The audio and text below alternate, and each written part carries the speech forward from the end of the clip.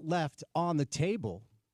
Plenty left on the table, and we're going to get into all the scenarios today. We're going to get into the current advanced metrics that continue to like Utah. We'll talk about the playoff predictor, and we'll give you the latest with the CFP release that came down last night between ESPN's college basketball doubleheader, which was really entertaining, by the way. So we'll get to all the storylines, all the information, and the latest on the college football coaching carousel as well on a Wednesday show where you're halfway through that work week and you are one day closer to the weekend. Your pro football Week 12 slate gets going tomorrow with the Buffalo Bills at NRG Stadium in Houston to take on the Texans. C.J. Stroud will be out again. Davis Mills gets the start. The Bills are coming off a win where Josh Allen was responsible for 6 touchdowns. He has put himself back in the MVP conversation along with Matt Stafford and young Drake May, the New England Patriots quarterback as well. So, do a little NFL on the show today. Of course, it is game week for Utah, Kansas State in town for an afternoon tilt at Rice-Eccles Stadium. 2 o'clock kick time on ESPN2. Our pregame coverage with Porter Larson, Trevor Riley will begin at 10 o'clock on Saturday. We'll have about 10 hours of game day coverage for you guys to cover Utah's final home game of the season. Senior afternoon, so honoring a lot of seniors who are about to take off. And will it be the last home game for one Kyle Whittingham? Get to that on the program today. BYU travels out east to take on Cincinnati for a 6 o'clock Mountain Time kick. That game is on Fox. Fox Big Noon will be there. It is a massive game. The biggest game in the Big 12 by far is BYU-Cincinnati. The biggest game on the national slate feels like it's SC and Oregon, kind of the battle for West Coast supremacy. Once upon a time, the premier program in the western part of the United States was certainly Southern Cal, and over the past 6-7 years, I feel like that's become Oregon. So we'll talk about the big games coming up this weekend. Of course, it is the annual rite of passage in the Southeastern Conference where we don't have to play anybody, which is just pathetic, and I've been yelling about that for years. So there are plenty of teams in the mix that will not have any sort of a challenge coming up this weekend. We do have a couple of games we'll get to on the national stage that could have some ramifications for our local programs. Utah State's trying to get bowl eligible. They'll try to do that against Fresno on the road at 8:30 on Saturday. That game is on CBS and CBS Sports Network. 5 wins for Bronco, year 1 up in Logan. We'll see if they can get it done.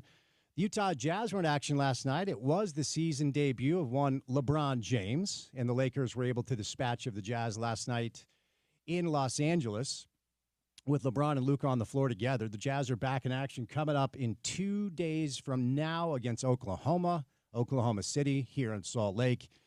Oklahoma City's 14-1. They are the best team in pro basketball, and the numbers tell you it might not be even close. So a little Jazz on the show today as well.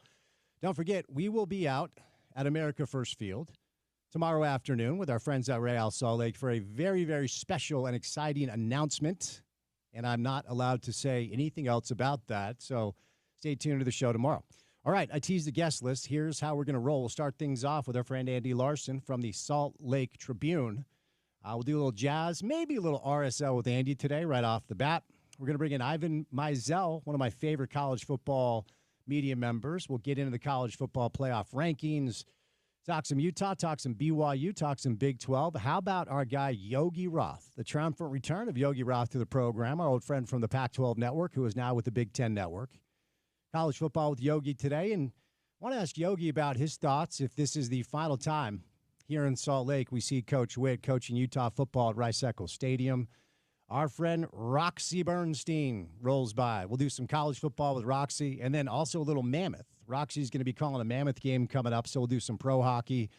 And then the head basketball coach for the Running Utes is Alex Jensen. He's going to join us right off the top of the 5 o'clock hour, and then we'll go from there. So Andy Larson, Ivan Mizell, Yogi Roth, Roxy Bernstein, Alex Jensen. That is a good guest list on a Wednesday, and that's the guy who booked it, Porter Larson. How are you, young man? What up? What up? I'm well. Swell, if you want to go there. Say something intelligent while I drink some water. What? Cat got your tongue? You horse? No, I just did 12 minutes of solo radio. Just let me drink some water. Give me a hot take. You also, and listen, you came in with the show and mentioned that the 12 minutes. Part of that was talk about Uncrustables as a 47-year-old man. Just to be clear, you're not alone. I've been eating Uncrustables for, I believe, 30 years. Whether officially... Uncrustables have not been around for 30 years, you liar. I've at least cut the bread off of my peanut butter and jellies for 30 years. We all did that. That's what makes Uncrustables a brilliant invention, because we all used to do it, but it wasn't an official product. I'll do so until I die, incessant or not. You're not alone, just to be clear. Did I see a tweet from you that you're going to inspire some sort of outrage or some sort of how did you do with Utah and BYU being the first two teams out? You're calling on your Pioneer heritage to inspire outrage. Did I see that correctly? Listen, I said protest like it's 1857. You draw your own conclusions there. Well, there are a lot of conclusions that can be drawn with that, so you need to be very clear, young man.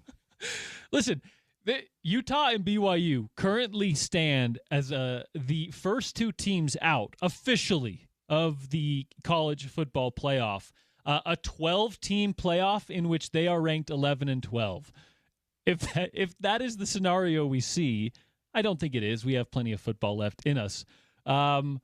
Listen, we got to get serious about this thing. Now, I speak facetiously, of course, but that would be absolutely ridiculous. And I do believe that there is a respect for football that is coming around for Utah, but it would be funny if, like, the Tulane or a G5 team gets in because of that bid and the top 5 conference ranking, because of kind of the G5s that paved the way before them in Utah and BYU and others. That's a good point. Just to bring it back home. No, you're not wrong. No, it's a fair point. So we're going to get into this from every single angle today. We have 3 really good college football guests. We will do some basketball with Andy, and we'll do some Utes with Alex Jensen. Andy Larson will be our first guest from the Salt Lake Tribune. But before Andy stops by, on a Wednesday afternoon, courtesy of our good friends, your good friends too, at Prize Picks, it is time now for your opening tip.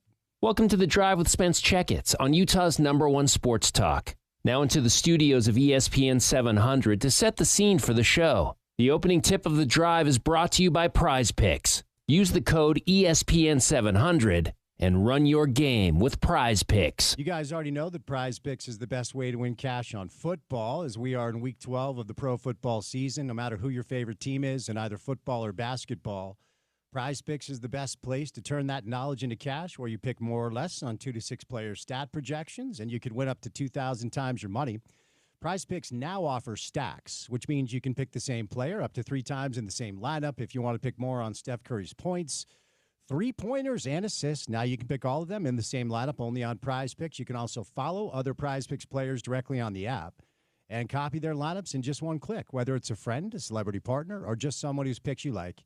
Hit the follow button and check out every lineup they create in that new feed tab on Prize Picks. Download the Prize Picks app today. Use the promo code ESPN700 to get $50 in lineups after you play your first $5 lineup. That is promo code ESPN700 to get $50 in lineups after you play your first $5 lineup, because on Prize Picks, it is good to be right. All right, last night, in between ESPN's college basketball doubleheader, the 3rd iteration of the college football playoff rankings were released. No change with the top 3. It's Ohio State, Indiana, and Texas A&M. Georgia moves up 1 spot to 4. Texas Tech, on the precipice of potentially capturing a first-round bye out of the Big 12, is now at 5. Ole Miss and Oregon move up 1 spot to 6 and 7, respectively. Oklahoma, after going to Tuscaloosa and beating Alabama, they move up 3 spots, okay? So Notre Dame stays at 9.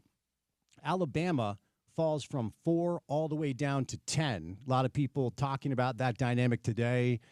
Like, if you like Oklahoma as much as you say you do, and Alabama lost the turnover battle by 3, outgained Oklahoma by 200, and they fall all the way down to 10. There are some people that are in their feelings about that today. Certainly, a interesting dynamic is to follow the gap between Miami and Notre Dame. Now, remember, Miami beat Notre Dame head-to-head, and this is where we kind of get into the dynamic of Utah and BYU and the comparison between the two. Utah and BYU both move up 1 spot. BYU is at 11. Utah is at 12. Then, as I referenced, Miami right behind them. So the gap between Miami and Notre Dame goes from 8 to 6 and now to 4. Mario Cristobal very upset because, of course, Miami beat Notre Dame head-to-head, yet they are 4 spots behind Miami. Why do I bring this up? Well, there's something we can learn here with the current dynamic between Utah and BYU right next to each other in the rankings at 11 and 12. Notre Dame has not lost since September 13th. And Notre Dame's 2 losses are to 2 teams that the College Football Committee seems to like a lot. And one of them certainly is Miami. It was a dogfight, and it was on the road for Notre Dame. It was not in South Bend. It was 27-24. And then Texas A&M in College Station, currently the number 3 team in college football, 41-40. So what the committee is saying is they're viewing those as 2 good losses. But more important than that, this is where I think some people are missing the point here. What they're saying is that was a number of weeks ago, and we believe Notre Dame is a different team today than they were on September 13th when they lost to Texas A&M. So I understand what Mario Cristobal is saying, but the interesting dynamic is what this means for the current conversation regarding our local college football scene. And it's not a perfect parallel, I want to be clear, because Miami, 8-2 out of the ACC with a loss to SMU, ultimately, and a loss to Louisville. So those 2 losses don't look great. Now, SMU and Louisville are fine. SMU is 5-1. They're still alive in the ACC. They're 7-3 overall. Louisville, very average 4-3 team in conference, 7-3 overall. Like, those aren't 2 super damning losses.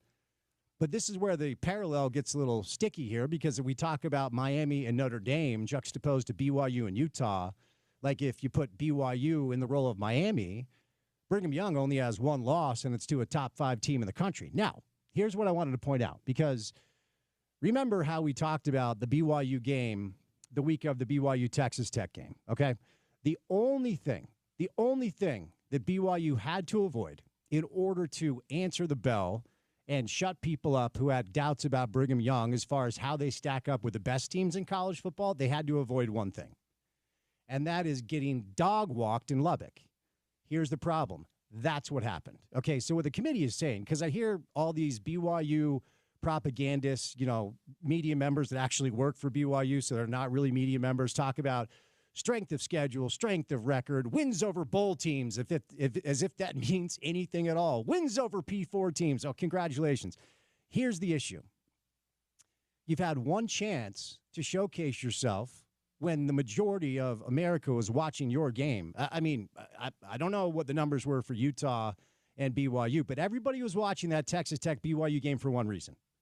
It was going to tell us whether or not the advanced metrics that don't like BYU were right, or kind of the good vibes, Ted Lasso, Kalani BYU side of things, that we just find a way to get it done would be enough to beat a really good team on the road.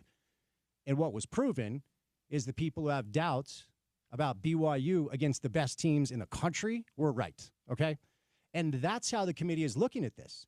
How do you stack up with the other teams that will be in the bracket? Okay, we only have one example of a team that BYU played in the bracket, and it was Tech, and they got smoked. Okay, and so that's how they're analyzing it. Do I think BYU's a good team? Yes. And let me be clear about this before I get the whole, hey, Utah homer. I think BYU should be in over Utah. I do. You want to know why? Because if we sacrifice the sanctity of games, it flies in the face of what competition is all about. We have to keep in mind. We have to keep in mind what happens in head-to-head. We just have to. That's my opinion. I think the committee views it as a thing, but not the thing. See Miami, Notre Dame. But in my opinion, if I'm Mario Cristobal, I do have a legitimate beef with the gap between my team and a team that I beat. The problem is you have 2 losses that don't look great with SMU and Louisville, and BYU only has 1 loss, and the only reason it is coming back to bite them is that it was an ass-kicking. If BYU went to Lubbock and lost 31-30, they'd be looked at much differently. They got smoked. That's the problem. Now, for the Utah side of this, you only have yourself to blame. And again, I want to be very clear. If this comes down to a scenario where Utah and BYU were even close to each other, BYU deserves to get in over Utah because they beat them on the field. And that has to matter. And we're left to kind of juggle these dynamics about how much of this is eye test, how much of this is resume. To me, the games have to matter. That's what all this is about. All this is about analyzing, getting ready for a game, and then breaking down what happened after the game. Otherwise, we just live in a world where AI and ChatGPT own all of us, and maybe we already live there. All right, a lot more on this. We have Ivan Mizell today, Yogi Roth, and Roxy Bernstein. So we're just kind of touching the tip of the iceberg. Plenty to do. We'll catch a quick break. and bring in Andy Larson from the Salt Lake Tribune coming up on the other side on a Wednesday edition of The Drive. Good to have you with us on ESPN 700.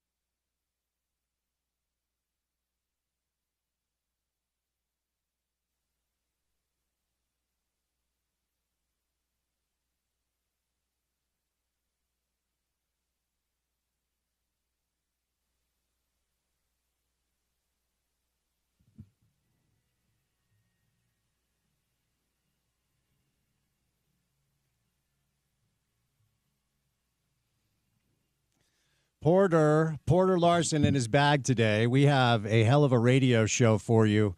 Ivan Mizell is going to join us coming up. We'll call it about 30 minutes from right now. Yogi Roth, formerly of the Pac-12 Network, now with our friends at the Big 12, will join us. Roxy Bernstein, also formerly of the Pac-12 Network, now with ESPN, and the head coach of the Running Utes, Alex Jensen, in the 5 o'clock hour. But batting leadoff, maybe the best of them all. No pressure, Andy Larson. You got to get us started the right way, young man. How are you? I'm good, man. How are you? I'm good. Do you feel pressure to start things off, or do you feel like you understand the assignment? What is most important to me, Spence, is that your show is of the highest quality today.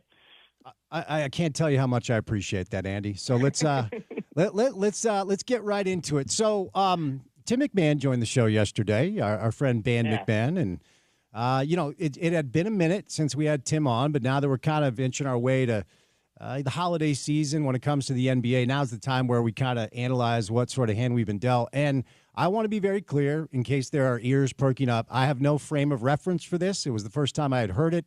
And I'm paraphrasing, of course, for our listeners. You can go to our podcast page, but basically said there's a real disconnect between Walker Kessler, his camp, and the Utah Jazz front office. And look, they didn't come to an agreement on a deal, so I guess maybe 2 + 2 there.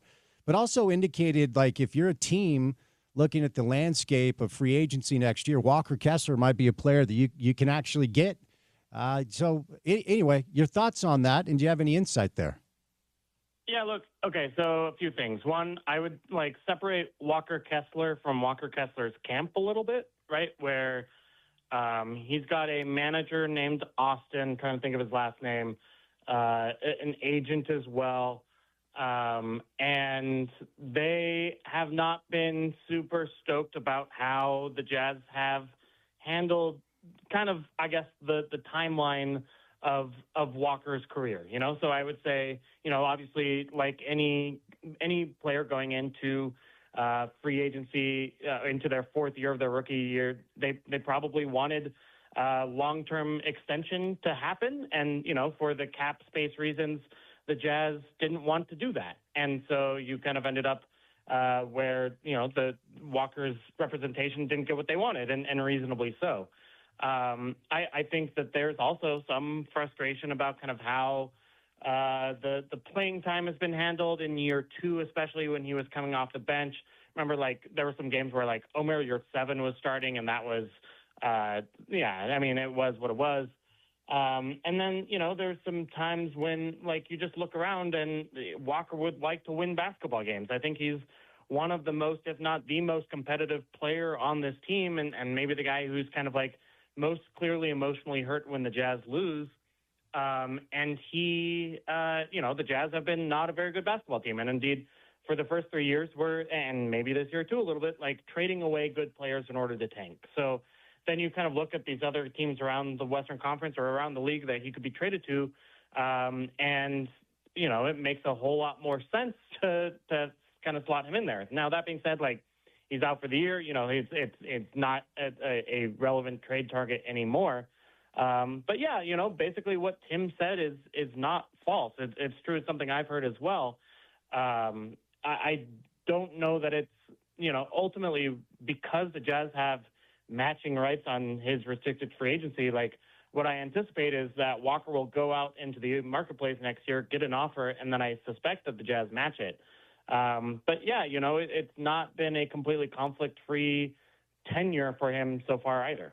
So let's stay in the space for a minute. And as you referenced, the injury complicates most any sort of transaction until he's right. And I do agree with you. If I had to put money on the scenario, like these prediction market things, I guess, that are out there now, I would say that he is going to get an offer and the Jazz most likely will match because he's good and he's young. And up until maybe digesting Tim's comments, I just anticipated the Jazz continuing to roll with Walker as a piece that they actually found who's good now and can grow with them because of his age and his skill set. But is there any sort of potential that we're dealing, I hate to even say this, like a Donovan situation where, if that the player wants to get gone, is there any thought of getting value for him? Because they could get value for him if they decide to move on. Yeah, I think if it made more sense, moving on from Donovan, Donovan more or less asked for a trade. And then also the time frame had run out, right? The timeline had run out on this kind of current Jazz team, and they felt they needed to start over.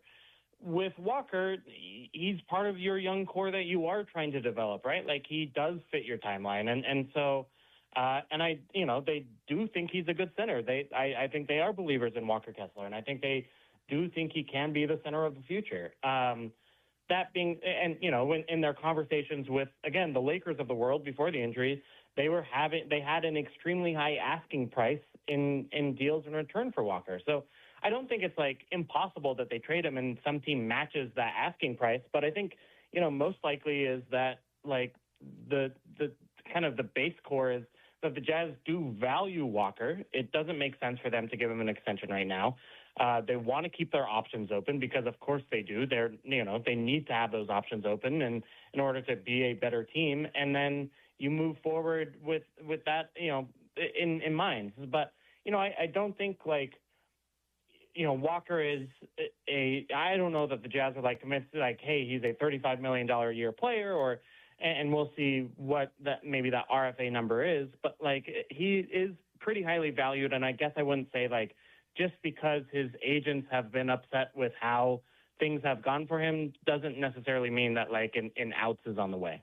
Yeah, no doubt. And, it brings us over to Lowry, and I'm just going to continue to talk about this. We did a little Talking Jazz last night on KUTV, and, Dave asked me, like, my thoughts on the way Lowry has played. I'm like, well, I'm not surprised because he's awesome, and maybe we forgot because of the way they used him last year to the tune of getting fined by the league $100,000.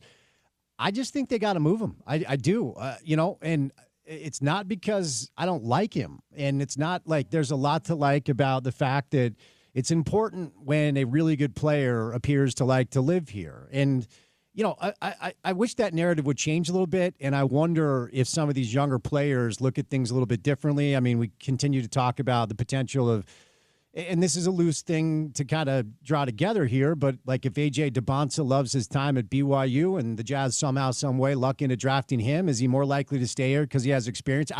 I don't know, but the bottom line is we always do this thing where it's like, okay, we finally have a good player who appears to like it here, but my reasoning continues to be very simple. He's turning 29 in May, and if anybody's really paying attention, you understand just how far away the Jazz are juxtaposed to the teams that are contending right now in the West, namely Oklahoma City, namely San Antonio when healthy, because they're both very young with really bright futures. You can make an argument that either Denver or LA or Houston are kind of on the end of their run. But if you're Austin Ainge, what are you thinking right now as it pertains to what you do with Lauri Markkanen, who's off to a start of the year that will put him in the All-Star game again? Yeah, I mean, first of all, you're extremely excited just by his level of production, right? Like, he's been the fifth leading scorer in the NBA, averaged 40 points per game last week, right? Like, just this is the kind of situation you dream of, is you either keep this good player and have him roll with your team moving forward kind of through his age curve, or you trade him, right? And it seems like you could get good positive value, a ton of positive value for him right now.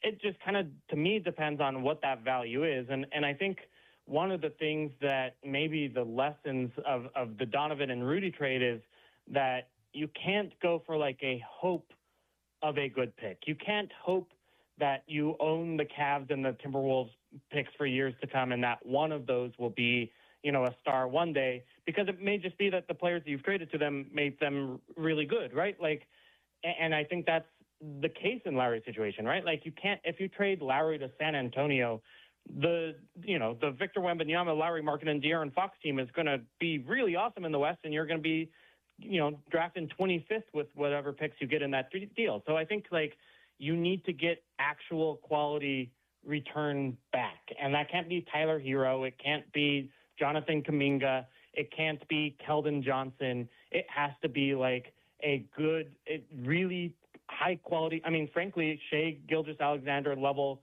prospect from the Paul George deal, right? Like a 20-year-old player who's already clearly an NBA starter and can be an NBA star one day.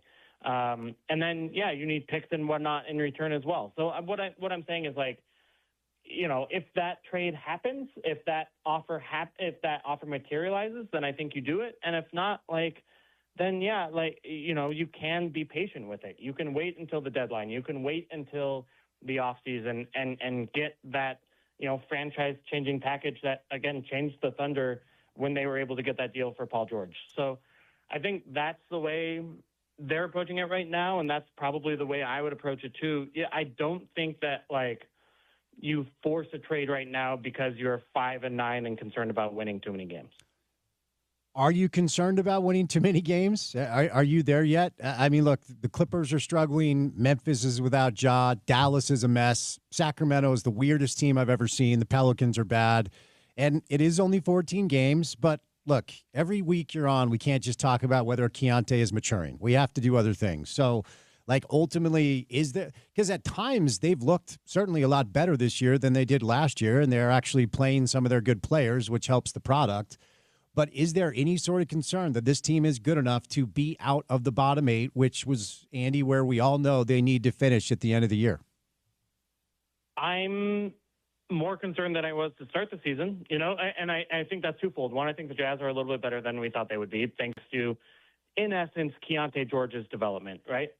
And then point two is that the other teams in the West are far worse than we thought they would be. And not every team, obviously. The top is awesome, but those teams that you mentioned are really bad and don't have a way out and probably are going to sell their players to tank even more for the rest of the season. And so, like, Neil Payne, who's one of the original workers, statisticians at Basketball Reference, worked for ESPN, I believe, for a time.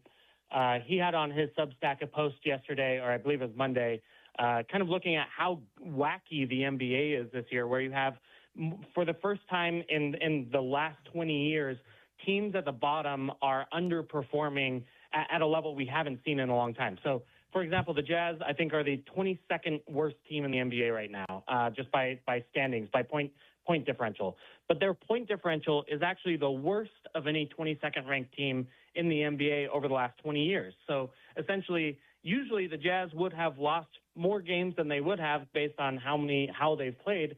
But because there are other worse teams too, now you have all this competition, which again makes sense given who the draft picks are, right? Like, there is a Darren Peterson, AJ DeBonsa, Cam Boozer sweepstakes here. So what I'm trying to say is, like, yes, I am more worried about that. I do think, like, the flattening of the lottery odds help, so that, if you are the 5th and 6th worst team, you do have a reasonable chance of getting that top 3 in a way that you maybe didn't 7 years ago. But yeah, like, it is a little bit sketchy. I'm not going to lie.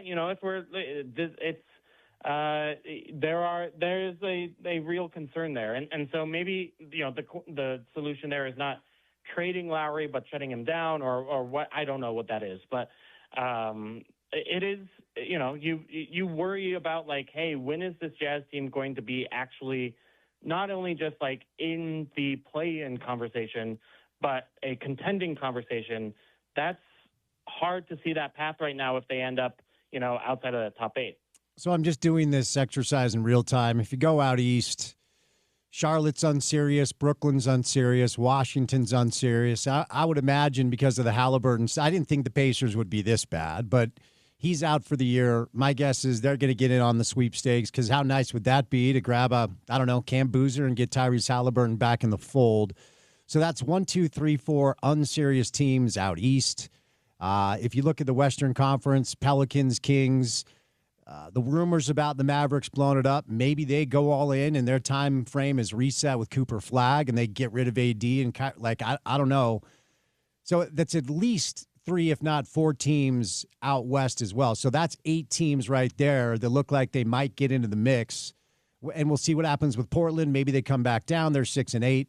So there's at least 8, if not 9 teams that might get into the mix to try to get one of these young players. And that doesn't even include the Jazz, Andy, which would make maybe 10, quote unquote, tanking teams in the NBA. Does that feel right to you? Yeah, I mean, I think Memphis tries a little bit. Sacramento at some point probably tries or fires Doug Christie or something, tries a new coach for a little while. But yeah, I mean, that feels, and New Orleans just fired Willie Green. They want to be better than 2-12, but, like, yeah, more or less, I think that's right. And I think, it's hard to envision the Jazz out-tanking those teams out east that you mentioned, right? Like, they just, I think, are worse on paper as well. And so, yeah, I think it's reasonable to be concerned about it. And then, it's not that the rest of the lottery beyond the top three is terrible. There are some good picks, but it's not, it's not franchise-changing players, right? And I think that's the concern. So, yeah, it continues to be, as it has been since the Donovan and Rudy trades, like a pickle the Jazz find themselves in. And, they had kind of one moment to get really lucky, didn't have it last year, and now maybe you're just hoping that Ace Bailey is kind of a Cooper Flag level player. I don't think that he is, but, we'll see. He can maybe be a good player in this league as well, and it has all the potential in the world. Maybe that swing works out, but they need several swings and several bits of luck to go in their direction to find the top again. Complete the following sentence. If the Utah Jazz finish 9th in the standings this year and their lottery pick goes to Oklahoma City, it will mean what? A lot of complaining on the internet and on the airwaves. I don't know what at that point you're stuck, so I think that doesn't overall change what the Jazz's plan is, right? Like they still are not close to contending. So then your plan is then to lose in 2027 and 2028 and try to get whatever good 10th grader there is right now, right? Like, unfortunately, I don't know what the other path is there. Yeah, and that makes this conversation complex and complicated because the other thing, and you reference this, the lottery odds have been flattened, and the Dallas Mavericks last year, nobody, their chances were super minuscule. So, in a way, you can have the conversation where like, well, you don't need to be one of the bottom four teams, but it's just the fact that you could lose the asset that you just have to hold on to that colors the conversation of all of this. And I just wonder what their approach is going to be, what the conversations are with the front office. I mean, I've always wondered how this lands with Will, who ultimately is still very well respected. And I think most people, not just locally, but across the landscape of the league, get it and understand what the deal is. But coaches, at the end of the day, are judged by their win-loss record. And he's won, 32% of his games? I don't know how they're going to approach this because it's very complex. Is there any part of the conversation that includes what happens with this pick, Andy, if it continues to get kicked down the road? Like, does it ultimately convey at some point and change as far as the protection goes? Or do you have any knowledge with that? So this is the last year of the top 8 protected. If it's not conveyed, then the Jazz, I believe they owe Oklahoma City a second, although that may have been exhausted by another trade they've done. I need to check on that. But this is the last year where they have that over their heads. So that's good, right? Like, and then maybe, you turn around and then maybe you try to be a real team again, maybe with some of the cap space that you do have, because you're not extending Walker Kessler. You go out and get some player in the marketplace next year, and it is a good free agency class next year that allows you to kind of build up that way. Although, we'll see, again, traditionally, I don't know what case the Jazz would have to make to free agents, but, maybe you just kind of build up organically. And, the kind of other option there is the kind of Indiana role, kind of where they got their one player and again in a big trade and then put a lot of smart pieces around them. And some of those were lottery picks, right? Like Ben Mathurin was a 6th pick and Miles Turner, I believe, was a lottery pick or like the 15th pick. You go down the list and they've been in the lottery for a lot of years, but never drafted that top lottery star. Miles Turner was the 11th pick. And you kind of put together those pieces until all of a sudden you have a functioning competitive NBA team when they're in their age 24 through 29 seasons. I think that is not impossible, but it is hard because, and then it even frankly with regards to the Indiana Pacers, like they still lost, right? Like they still lost to a team that had more time. So it's a tricky situation. All right. Well, let's move over and at least try to analyze what's happening in front of us, even though it just continues to be redundant kind of every single week. You reference Keontae, and it gets, again, redundant, not to be redundant using the term redundant, which I've already done, but like if it's real, it is something. 13 games, I think it's looked better when it comes to the effort on defense. He's playing much better down the stretch. He's hitting big shots. Still only 27% from three. So the shooting percentages continue to not be great, but I think the decision-making has been better. Will clearly is giving him the greenest of green lights. So the good through 13 games from Keontae George, Andy, sounds like what? Yeah, I mean, it's what you described. He's a much better decision maker, a much better defender. The shooting's not there, but you're kind of less worried about small 10-game sample of shooting variance than any other thing. He looks like a very good point guard, and that's awesome.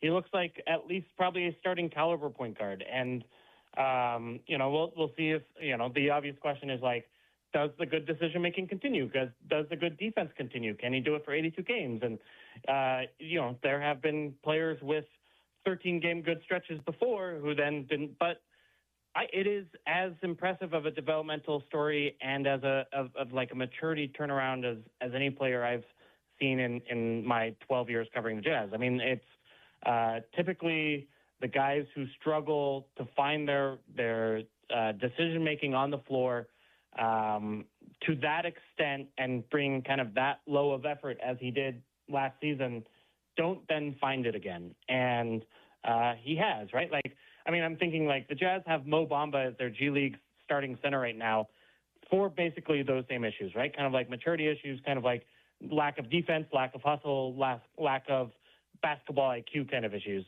And he hasn't ever changed, and that's why Mo Bamba's in the G League right now. And Keontae flipped that switch. And, I give credit to Will Hardy. I give credit to the Jazz's front office for having those hard conversations with him. There's essentially, they said at his exit interview last year, you will be out of the NBA if you keep playing like this. And you look at the what is happening with scoring guards around the NBA, and there are a lot of scoring guards who are better than Keontae was last year who had fallen out of the league. So huge props to him for kind of turning that around. Huge props to the coaching staff and front office for making that happen, because it was not a sure thing at all. It's been awesome to see. And that's not nothing. I want to be clear. That's really not nothing. That could be a big takeaway if it continues to kind of evolve. All right, before I set you loose, as our resident, stand up on your feet and yell if you believe, however that song goes. How do you feel about potentially watching multiple RSL home games in snowy and cold conditions? Your thoughts on the schedule change in Major League Soccer? Yeah, I mean, obviously it's worse for me personally as an NBA writer, busy from October to April. But given that there is a 2-month break off, essentially from December, January, and February, kind of middle of December to middle of February, it is less bad than I worried about. I do understand that it makes sense from the global transfer window point of view. I worry about kind of non-crazy fanatics like myself and filling Rio Tinto Stadium, in even October. Even September, like when the weather's not amazing. Certainly in early days of March, although the league says that they will make, some arrangements so that the games in winter are in more often in warm weather spots. But yeah, it's ultimately, I think it's probably the wrong move, but I guess I had been hearing about this for so long, and I'm sure you had too, that kind of the version they settled on was probably the least bad option.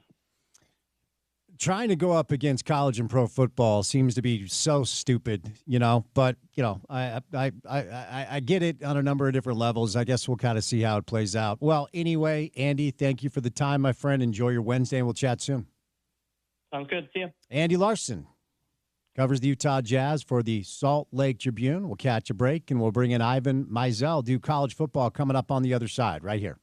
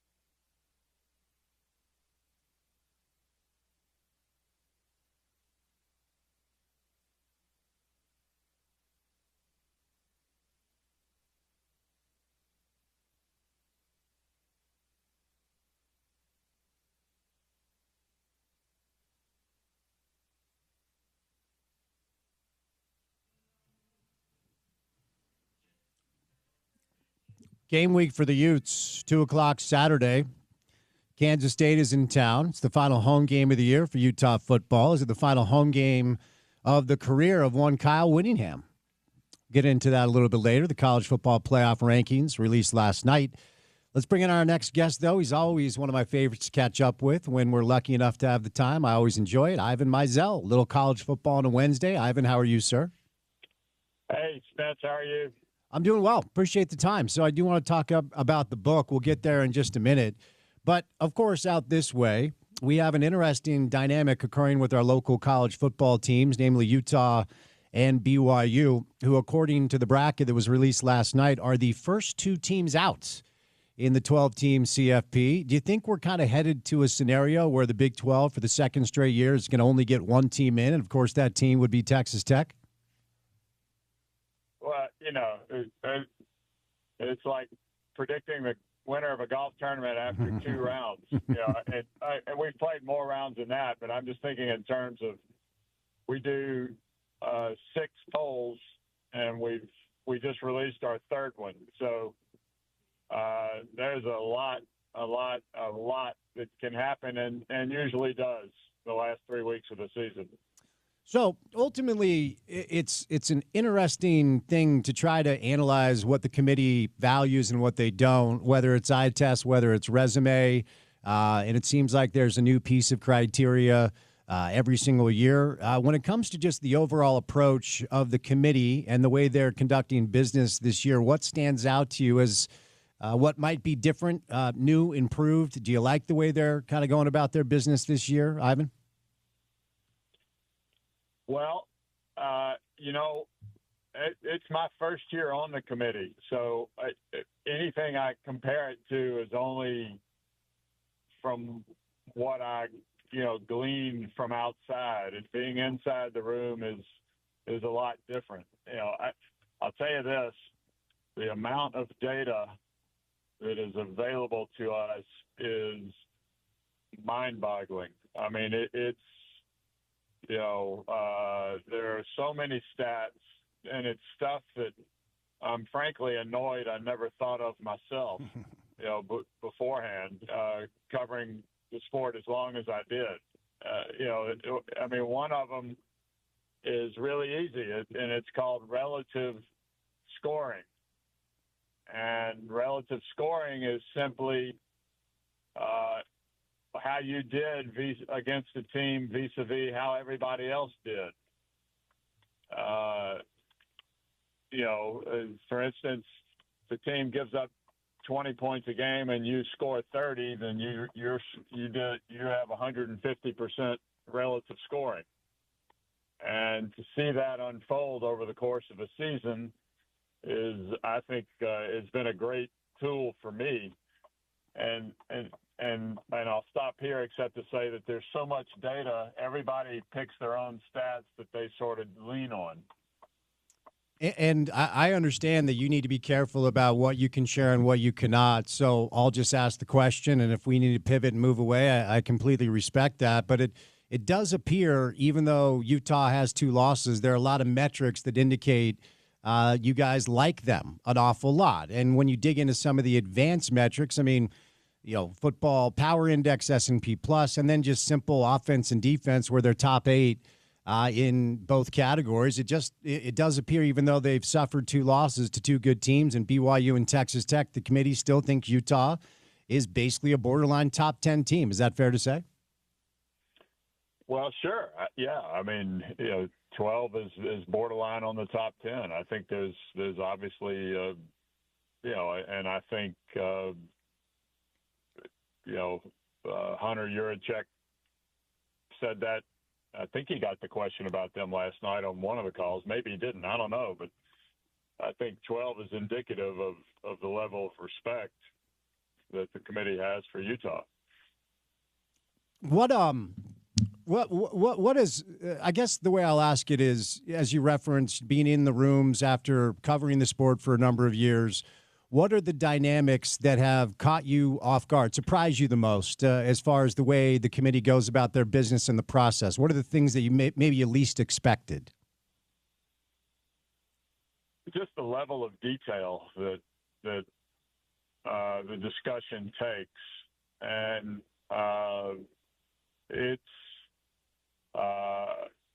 and I'm sure every group has its own dynamics, but there is a great amount of respect. There has been no, banging the table and, you're wrong, or there's, it's been very collegial. But there's certainly been disagreement, and but you vote, and the vote comes out the way it comes out, and then on Tuesday morning, generally what happens is we spend all day Monday looking at it and filling out the ranking, and then you sleep on it, and you come back Tuesday morning and you spend 3 or 4 hours Tuesday going over the whole thing, and changes are made on Tuesday morning, and people, if they are concerned, they marshal their arguments and make new ones. It does appear that the goal of the committee is to analyze who these teams are right now. Ivan, is that fair to say? I mean, Notre Dame with their 2 losses early on.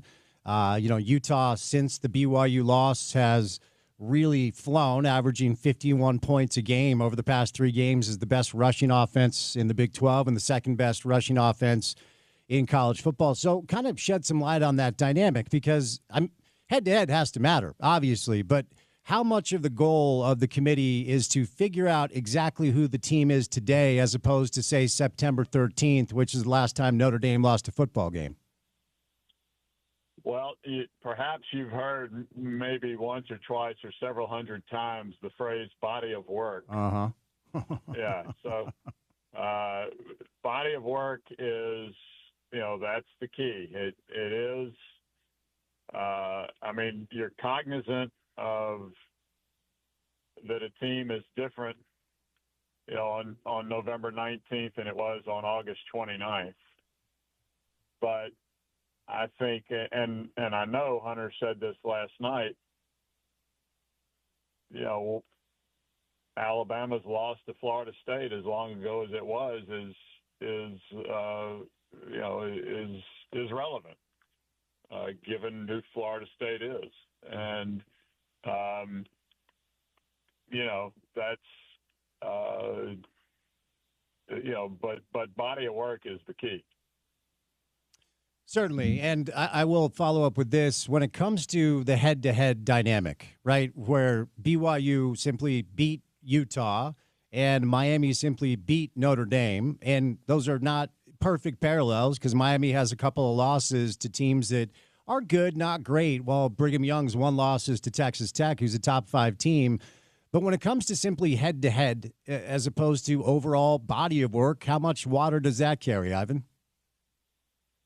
Well, head-to-head it's a measuring stick, just like everything else. And, all things being equal, it comes into play. But it's not very often that all things be equal. I think in some cases when teams are teams have to be in the same grouping to be discussed head-to-head. And I think it's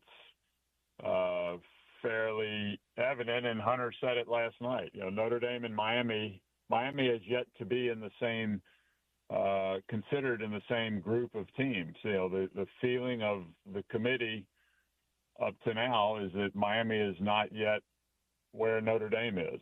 They're moving up, but they're not there yet. Yep, the gap is closing. Our athletic director here in Utah is now a member of the committee. I wonder what your impressions are of Utah athletic director Mark Harlan. What's it been like to have him involved in these discussions?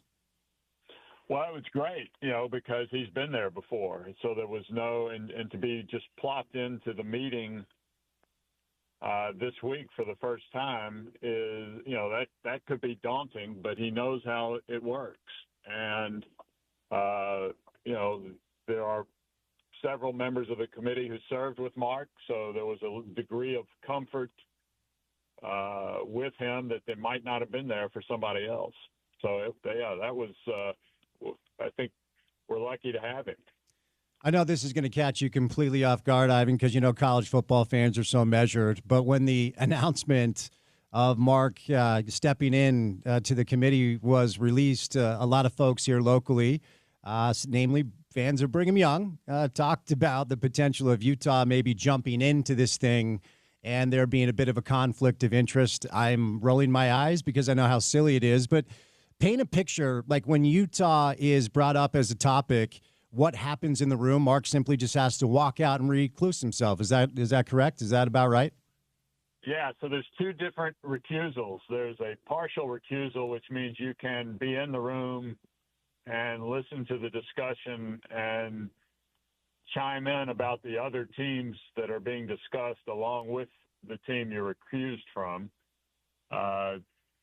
For instance, I am recused from Stanford, which I attended, and from Notre Dame because the book I have out now.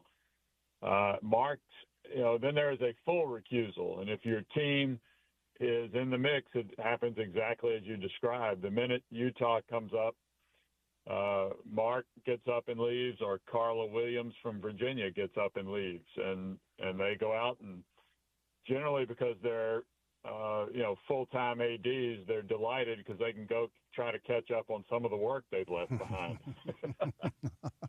Is there anything about the process you would like to see changed? You would like to see altered? It really is such an interesting, it's such a great sport for so many reasons, and we have such great college football here in the state, and we all love attending games. We all love watching games. We all love covering games. But I do think a lot of outside observers look at, I guess I'll say, the arbitrary nature of analyzing how this thing works. And there have been so many different iterations, so many different formats. As we land here today, is there anything that you would change about either the process or the current playoff format? No. I was a longtime fan of this process. I've probably spent 20 years before we actually had a committee writing that we needed a committee. Every other college sport, with the exception of maybe one, has a committee that determines its postseason, and nobody complains about that. And we saw what happened when we didn't have a committee. The BCS was a train wreck. I don't want to get too technical with that term, but it was a joke, and that's why we have a committee, because the BCS, the computer ranking didn't work. And it seems to be the people who are now in charge weren't around then, or conveniently forgot, or whatever. But, and for all the complaining about the committee, find me a season where they made the wrong choice. And I haven't made a choice, like final choice yet, so I don't have a dog in that hunt. But of the last 11 years, I think they got it right every year. Interesting. Let me ask you one more, then let's get into the book. The number 12. Do you like the 12 team? Would you like to see it expanded? What do you think about just the current amount of teams that get access to the tournament? Well, that's a question I'm going to dance around. The commissioners decide, and all the committee does is fill in the sheet of paper the commissioners give us. So, I have some thoughts on it, but I'm going to take a pass on that one. Okay, fair enough. Let's get into the book. My first question, the book, American Coach, it's a biography of the Notre Dame football legend, Frank Leahy.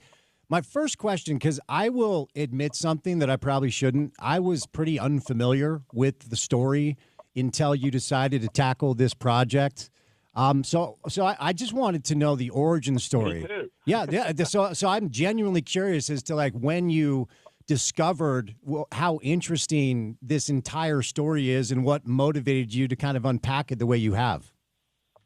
Well, so when we did the College Football 150 in 2019, Spence, I noticed then that Leahy had the second best winning percentage in the history of the sport to Rockne, who he played for. And yet it took him 13 tries to be elected to the College Football Hall of Fame. So think about that.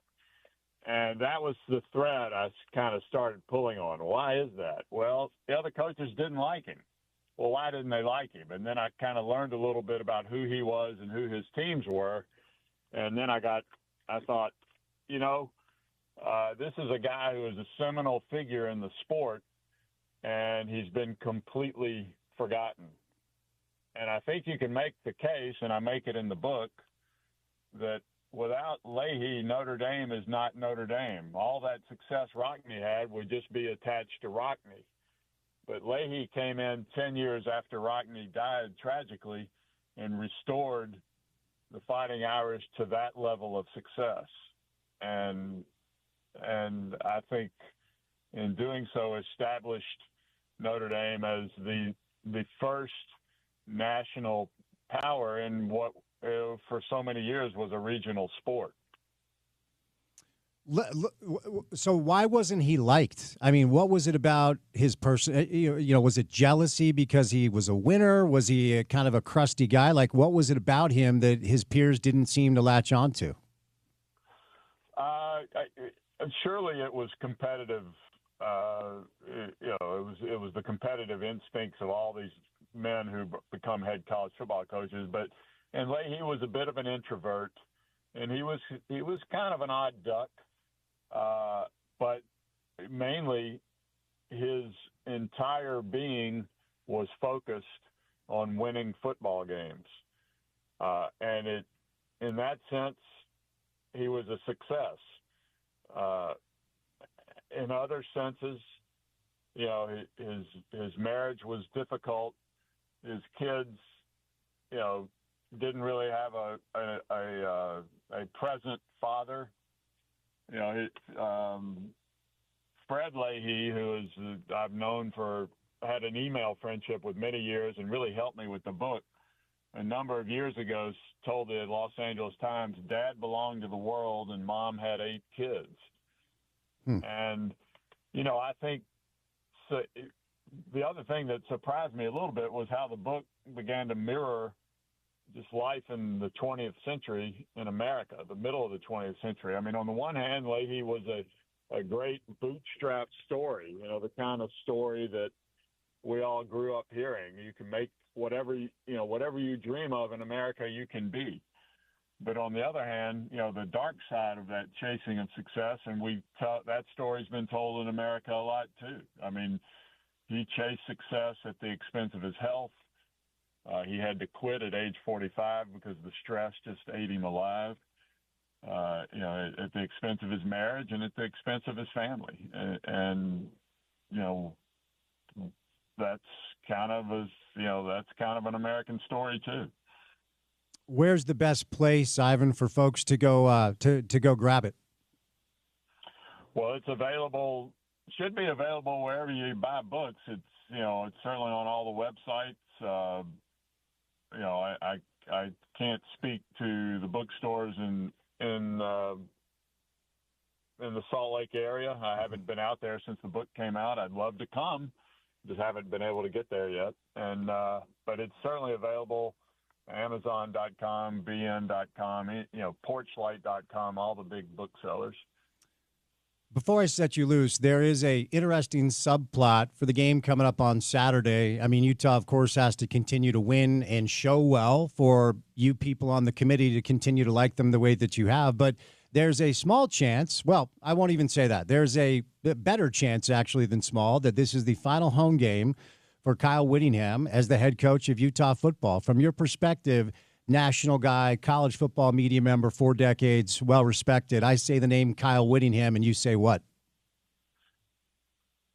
He's had an incredible career, and he had it under a cloak of anonymity for so many years. I mean, people just didn't understand. And I think getting Utah moving into the Pac-12 and then succeeding in the Pac-12 and the kind of play, the defense and the physical nature of the way the Utes play, and the way they get better over the course of the year. All of that is Kyle Whittingham, and what a great job he has done, and all quietly, with humility. It's just especially now when so many coaches of his generation left early and he hung on and continued to succeed in this chaos that is now college football. It's really, if this is his last home game, it's a shame. Well, Ivan, you're a legend. You're a heavyweight. I always like to just ask questions and listen because I learn whenever you have some time for us. If you do get out this way, I would love to have you in studio, so let us know. And excellent work on the book, and best of luck moving forward, okay? Thanks so much. All right. Ivan Mizell, new book out. Interesting story, and I will admit more or less ignorance to the story of Frank Leahy, the Notre Dame head coach, who Ivan has just written a biography of. Second in all of college football winning percentage, only to the man he played for, Newt Rockne. I'll send you to Ivan's Twitter page, at Ivan_Mizell, if you want to go check out his work. I did the best I could to try to get information about the committee's process. And I have to say I am proud that there was only one question he said he had to dance around. Yeah. Listen, that's a guy who obviously is going to give you the best insights you can get on that process, but the process is also under as he talked about with Kyle, a little bit of a cloak of anonymity that they do have to kind of dance around. And, he did so without being out of bad faith, right? It's, he's got to be straightforward with that kind of stuff. Yeah, and ultimately he answered with mostly cliches. I am surprised that the one question he didn't want to answer was the amount of teams in the tournament. I thought maybe he'd have some thoughts on that. So I wanted to dig a little bit deeper with the head-to-head conversation because that's topically what people around here are talking about, with BYU and Utah having played and BYU winning, yet so many metrics favoring Utah over BYU in the process. But what it sounds like, if you're a BYU fan concerned about that, I don't think you should be, because even though the gap between Miami and Notre Dame continues to close, it was 8 week 1, it was 6 week 2, it is 4 now. What the committee is saying is, ultimately Miami's, those 2 losses are going to usurp any sort of issue when it comes to them actually beating Notre Dame a number of weeks ago. He did talk about the dynamic of trying to figure out who these teams are now. It's always interesting to have somebody who's actually in the room, some thoughts on Mark Harlan. But Ivan was very careful. I didn't really take the bait that I was gently trying to get him to learn more about the Big 12 and Utah and BYU and the process altogether. But he's been doing it for 40 years. The other thing I notice is whenever I interview somebody that grew up in the South or currently lives in the South, and people tell me all the time, you talk way too fast. It's the Northeast in me. And Ivan's just more of a, Mobile, Alabama boy who just has more of, that Southern drawl. It is a interesting dynamic. You do, it's not as bad as if you run into someone from New York or sometimes different, European countries, that even if they speak English, right, it's with such a quick accent that you sometimes struggle. Maybe that's a me problem and a Southern problem. I just need a little more time, time to digest it. Well, and it's also funny as an interviewer because you're not sure when they're done speaking. You're like, oh. So you've got to give him the pause, and then, he jumps back into it. But the book is called American Coach, The Triumph and Tragedy of Notre Dame legend Frank Leahy. You can get it on Amazon or wherever you get books. Appreciate Ivan's time. We'll do more college football coming up. Our old friend Yogi Roth will join the program. We also have Roxy Bernstein on the show. Don't forget, 5 o'clock hour, the head coach of the Running Utes, Alex Jensen, will join the program. So a lot to do on a Wednesday edition of The Drive.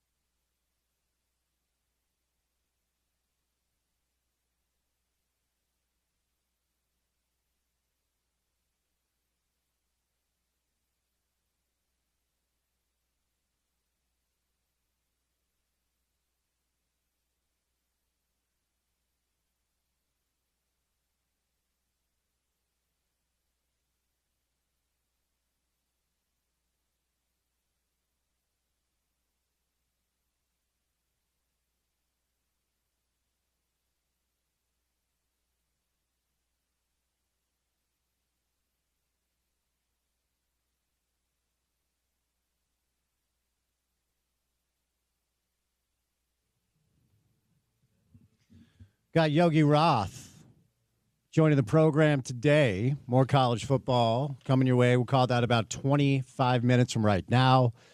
Yogi, our buddy from the Pac-12 network, once upon a time.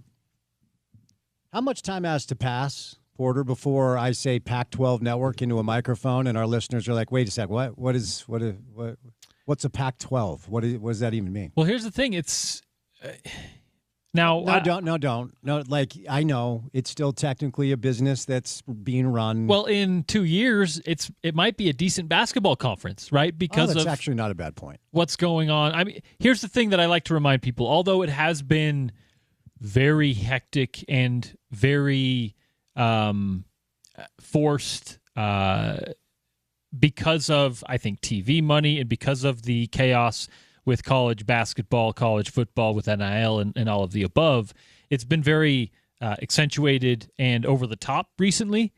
But these conference shifts and dissolvings and reemergences and cycles are not new. I mean, I remember even just 15, not even 15 years ago, talking about the Big East with such respect that it was like, it was the conference, especially in basketball. It's just, it's something that we're going to have to get used to, especially now.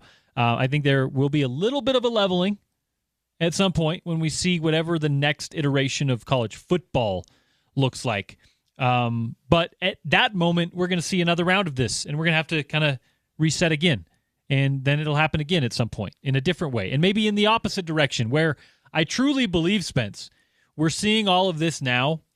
Once all the cards are kind of out, I do believe something will come back into the form of some sort of regionality with conferences. Not entirely. It's going to be the big brands, but they're going to be on more of a regional scale than we're seeing at this moment. And kind of like the dish to streaming thing, it's going to be the exact same thing in 20 years. It's just going to look different. We're going to call it something else. Yeah, and that's, that's a dynamic of collegiate athletics that I think causes a lot of consternation for people. I think there are a lot of people that just wish it would. It's really such an interesting conversation in a lot of ways because it hasn't affected consumption. It hasn't affected viewership. I don't believe it's affected attendance. I mean, I think most everything is still at an all-time high as ratings for college football continue to go through the roof. It just ultimately doesn't change Saturdays in the fall for most teams. Change Saturdays in the fall for Oregon State, right, and Wazoo. Like, there are some programs that have been left behind when it comes to the ever-changing landscape and, all of the complications that it comes to trying to build a program, trying to maintain a program. And the Utah model under Coach Witt for a number of years, namely 2 decades, has been, as you guys are well aware, find diamonds in the rough. Not necessarily 4 or 5-star recruits, although the recruiting has certainly been at a much higher level over the past 5-6 years than it was when Ronnie Mack was building the program and, of course, Urban, now Coach Witt, but develop these players over time. And then ultimately, proof of concept is winning games, winning conference championships, going to Rose Bowls, and sending players to the NFL. And there are a lot of questions about whether or not that model is still something that works. Or I should say still something that is possible. We do know that it works, but is it still possible? Porter, it's just wild to consider that despite Utah's 2 losses, there are so many models and so many metrics that still have Utah as a very high potential college football playoff team. And we've gone over the tie-breaking scenarios, when it comes to what Utah needs. This is a big game this weekend, and you've got to cheer for Cincinnati. BYU somehow has to lose. I know that line is small. I just don't think the matchup is good. I think BYU answered a lot of questions last week against Texas Christian. You also need Arizona State to lose. But that is the pathway into the Big 12 championship, which would get you an auto bid should you happen to win that game. I'm sure there are a lot of people up on the Hill that would love the opportunity to play another game against Texas Tech. What was it? 3-point game, 7 minutes left. Then look, the final score is the final score. We can't run away from that. Tell me what you've seen, though. Like, Why do all these models continue to love this team so much when there really is not a signature win? We can't run away from it. When you talk about eye test, Utah passes it. When you talk about resume and most deserved, we cannot run away from the fact that they're not in that category. Well, and it's kind of exactly what you bring up, right? It's the eye test. It's how you've looked when you've won. And unfortunately for Utah, the two biggest moments they have, as you've pointed out, and rightfully so, it just hasn't come to fruition. So for that reason, Spence, I think the committee is giving them rightful credit, but the committee's also saying, hey, you're here at 12 because you still kind of need some stuff in front of you to happen. And even though it's a 12-team playoff, the clarity here is that Tulane, that an ACC champ, that a Miami, that there are other two-loss teams currently ahead of you, because those two-loss teams, Notre Dame, Oklahoma, they have better quality wins than you do if you're Utah. Now, if you are Utah, you're looking at Cincinnati. You're looking at ASU, who is now ranked again, although they played you without their quarterback. And you're still making an argument that you do have some decent wins, but it is about how you've won against the teams you were supposed to beat. And again, Utah is top 8, top 9 in the country in both total offense, total defensive metrics. You bring in scoring, which I think that's really the only one you really have to look at, total scoring. They're top 8 in the country in both of those metrics, and I think that it is, shown by the committee that respect is warranted.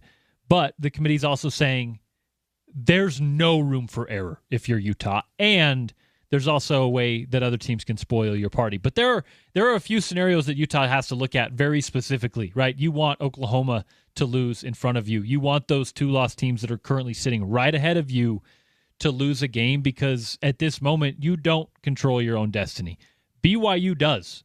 The teams that don't have those mistakes in October, they have a little room for error. They could lose a game and still make the playoff. Utah doesn't have that cushion. No, they don't. So let's go over the latest percentages just to understand exactly where Utah is at and what the most likely scenario is. So, of course, this is the projection as of now. We move over to the Big 12. The team that would be in, according to the percentages, obviously Texas Tech, who now is within an arm's reach of actually a first-round bye. Right now, 69.5% chance of winning the league. And they've got a bye this week, and they essentially have a glorified bye next week. They're going to finish the season. It's West Virginia. They're 4-7. They'll smoke them. So Tech's path is clean and clear. They're the most likely rep out of the Big 12. First team out is Brigham Young. So at this point, they have the second best chance to reach the Big 12 title game, which is 80.2%. Texas Tech at this point is 97.5%. And BYU can clinch a spot with a win against Cincinnati on Saturday and losses by both Arizona State and Houston. Okay, so that's what BYU needs. Obviously, if BYU wins the league, they're a lock. If BYU loses, and this is going to be the very same, I hate to keep harping on this, but the way we talked about BYU Tech in Lubbock that week prior to the game was simply this. There's one thing they have to avoid, and that's getting dog walked. The problem is it's the very thing that happened. So that loss to Tech, it's not just a loss. It's the loss that the committee is looking at and measuring BYU as far as what they think BYU looks like with one of the top 5 or 6 teams in the country. Remember, this is run in no small part by folks who want you to watch their TV show and care about the entertainment value of said TV show. They want you to watch the whole game. They want you to watch their commercials. They want to sell more ad spots. They want to generate more revenue. They want the best matchups. They want teams that are as evenly matched as possible. And when BYU had a chance on the biggest stage they've had all year, yes, much bigger than BYU Utah, the eyes of the nation, college football nation, were on that game. Folks wanted to learn about Texas Tech, and they wanted to understand exactly what the deal is with Brigham Young. And they got smoked. That's the issue. So I think the problem is if you're BYU, and you make it back to you make it to the Big 12 championship game, and you have another opportunity to showcase yourself against Texas Tech, we will cover that game the same way. Because, by the way, I do believe that's what's going to happen. My opinion is BYU handles their business against Cincinnati. I think they close out against UCF. They're unserious, and that's in Provo. I believe they're going to the Big 12 championship game. I believe they're going to have a rematch with Texas Tech. And I'll be very interested to see how the committee analyzes BYU if the final score of that game is like 34-31 and Tech kicks a field goal with 90 seconds left to win. Because that's a scenario where if you're Kalani, you feel like you made a case. You feel like you made a case. We've lost 2 games all year. And yes, the 2 losses are to the same team. But you're telling me that that's a top 5 team in the country. And so if you want to bring into play the fact that you're analyzing who we are right now, well, even though we just lost to them, if we showed that we can throw punches with them until the end, you got to find a spot for us, right? Like that's the case if BYU goes to the Big 12 championship game and they don't get it done. They just can't get smoked because if, once again, they get dog-walked by Tech in the Big 12 championship game, I do believe that will be enough for the committee to leave them out. And Tech will be the lone Big 12 rep. Are there things that you can bring into play that make that a little bit unfair? Sure. BYU's strength of record is really good. The committee is also telling all of us that they really like Utah. BYU has that win head-to-head. Is Utah a different team today than they were a few weeks ago? Well, it appears they are. I don't know if the loss woke them up. I don't know if they figured a few things out. There's just not a gem on Utah's resume that we can point to say, well, at least they did that, other than they have smoked mediocre or bad football teams, and that's not going to be enough.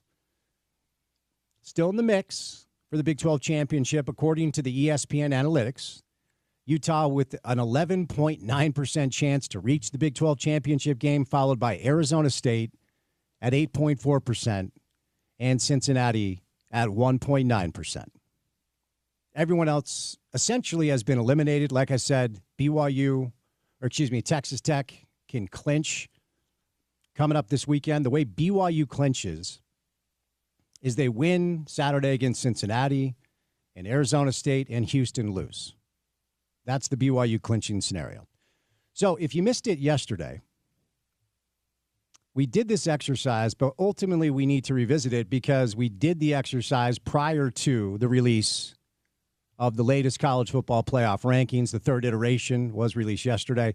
So the ESPN playoff simulator, has been updated after the release of the rankings yesterday. You guys know the deal. The field consists of the top 5 conference champs as ranked by the committee. We had a committee member on earlier, Ivan Mizell. And then the next 7 highest ranked at-large schools. This year is a little bit different. The top 4 conference champs, seeded 1 through 4, received first-round byes a year ago. This season still guarantees 5 conference champs into the field, but the committee has switched to a straight seeding method based off of their ranking. Okay, so that's a little bit different. That's like the Arizona State rule, right?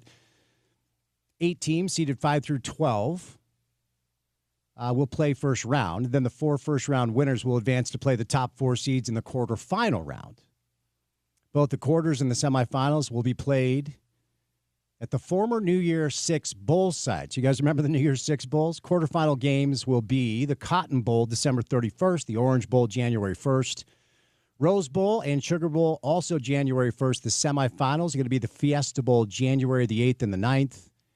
And the College Football National Championship will be in Miami this year. And that will be January 19th. So if we do the latest simulation, and we did this yesterday, we'll start with Utah. Currently, Utah has a 29% chance of making the CFP, according to this metric. So the exercise they do is they allow you to pick the final couple of games, and then you go from there. So we're going to operate off the premise that Utah beats K-State.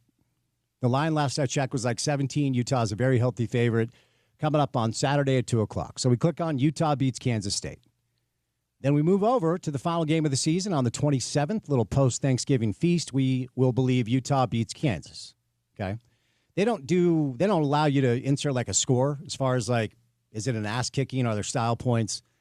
Side note, there has to be for Utah to even continue to be in consideration.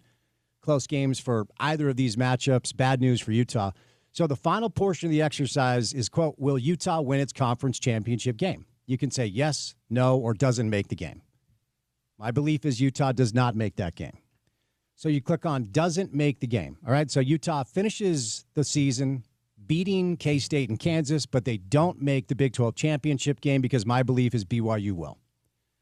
As of yesterday, in that scenario, before the latest release of the CFP rankings, it was a 50% chance that Utah makes it in if that is what unfolds. Today, those chances are 36%. Obviously, much less than it was yesterday. If we do the same exercise with BYU, so BYU's chances have improved from yesterday to today. As of today, BYU has a 44% chance of making it into the college football playoff. So we'll do the exercise with BYU. I believe BYU beats Cincinnati coming up on Saturday. And then their home finale and season finale, UCF, I don't think that's even going to be a fair fight. So we'll give BYU 2 wins to close out the year. Final portion of the exercise is, will BYU win its conference championship game? I believe they will not. I click on no. That's a 46% chance of BYU making the CFP.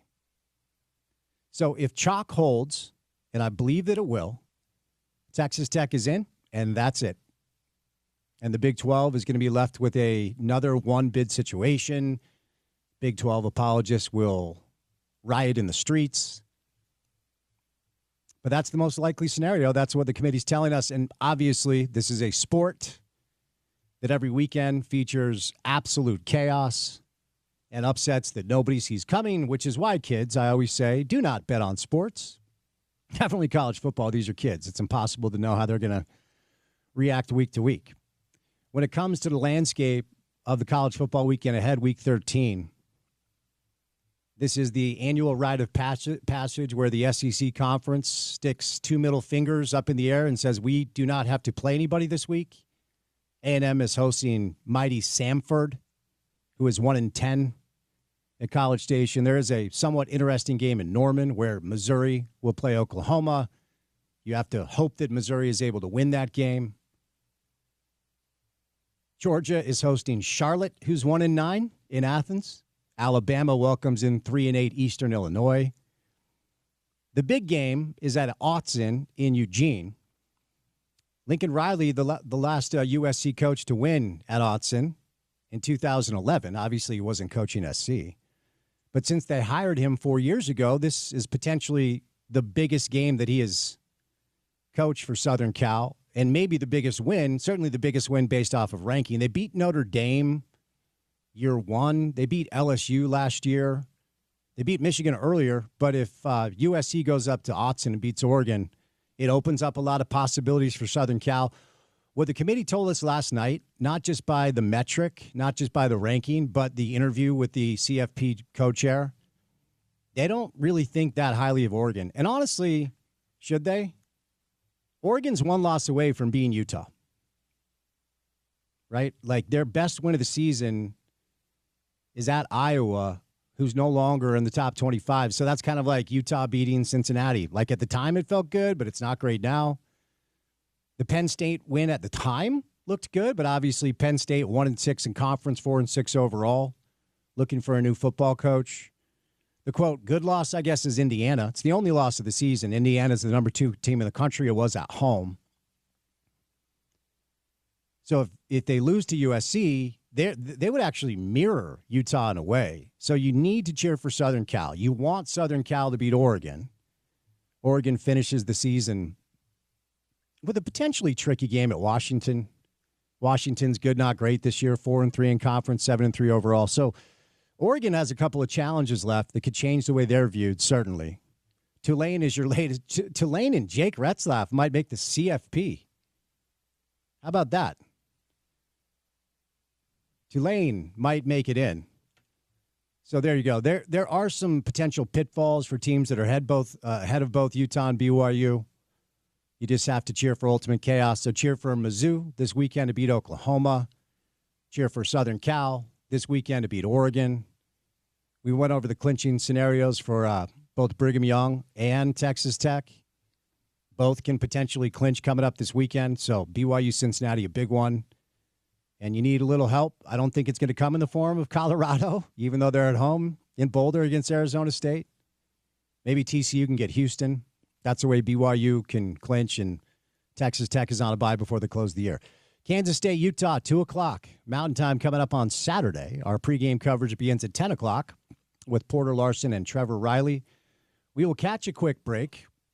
Coming up on the other side, more college football with our buddy Yogi Roth from the Big Ten Network.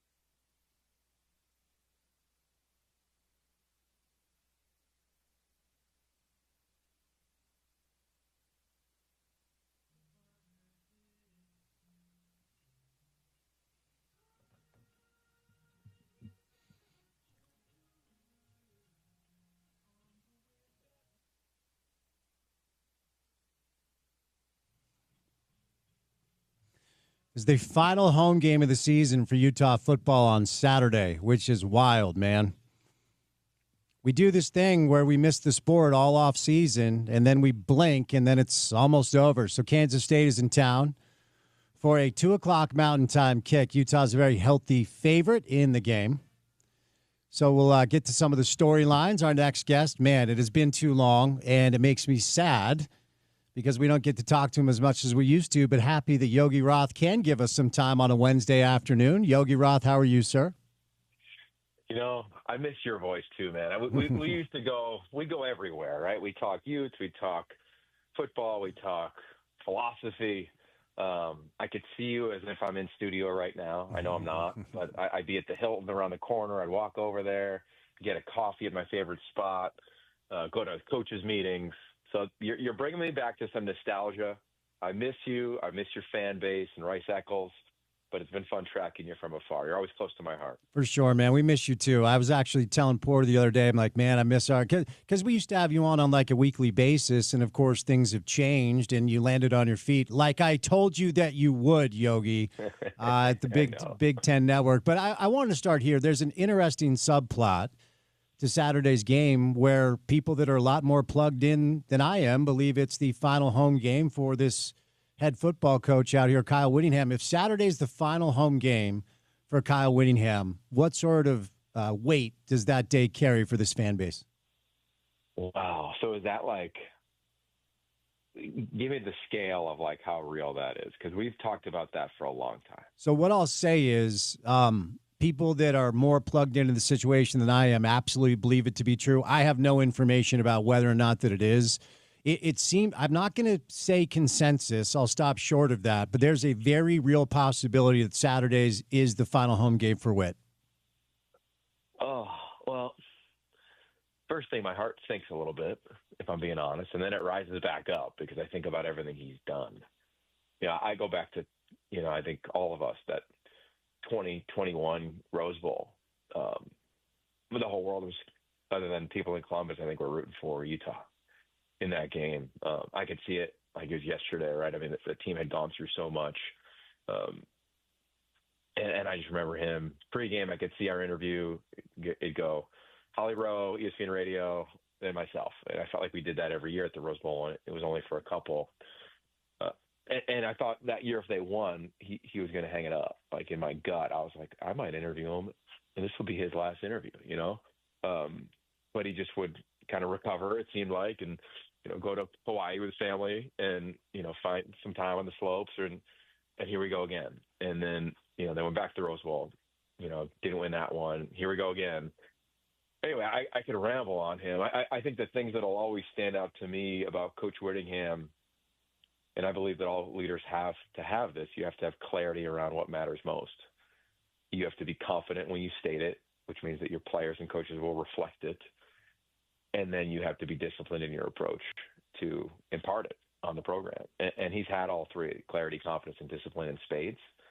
Look at how he's won there. He's won there in a way that nobody has. He's sustained success in a way that I think is extinct in our sport moving forward.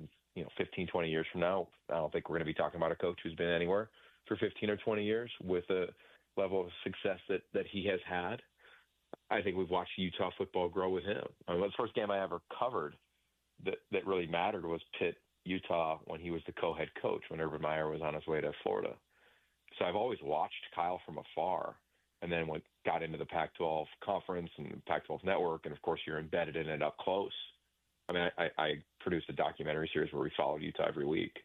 So you kind of feel like you know him really well, and I bet everyone in the community feels that way. So, God, I don't know, man. How do I feel? I don't know how I feel. I think a little shocked, but not, because we all anticipated it. Excited for Morgan Scalley, if that's the way that things are going to shake down. I know how badly he's wanted to be a head coach, especially a place that he loves with every ounce of himself. But Kyle will be incomparable. Like he's one of one. There's few coaches that I think have that type of legacy, and I'd argue like did it in a way that's been, dare we say, like clean.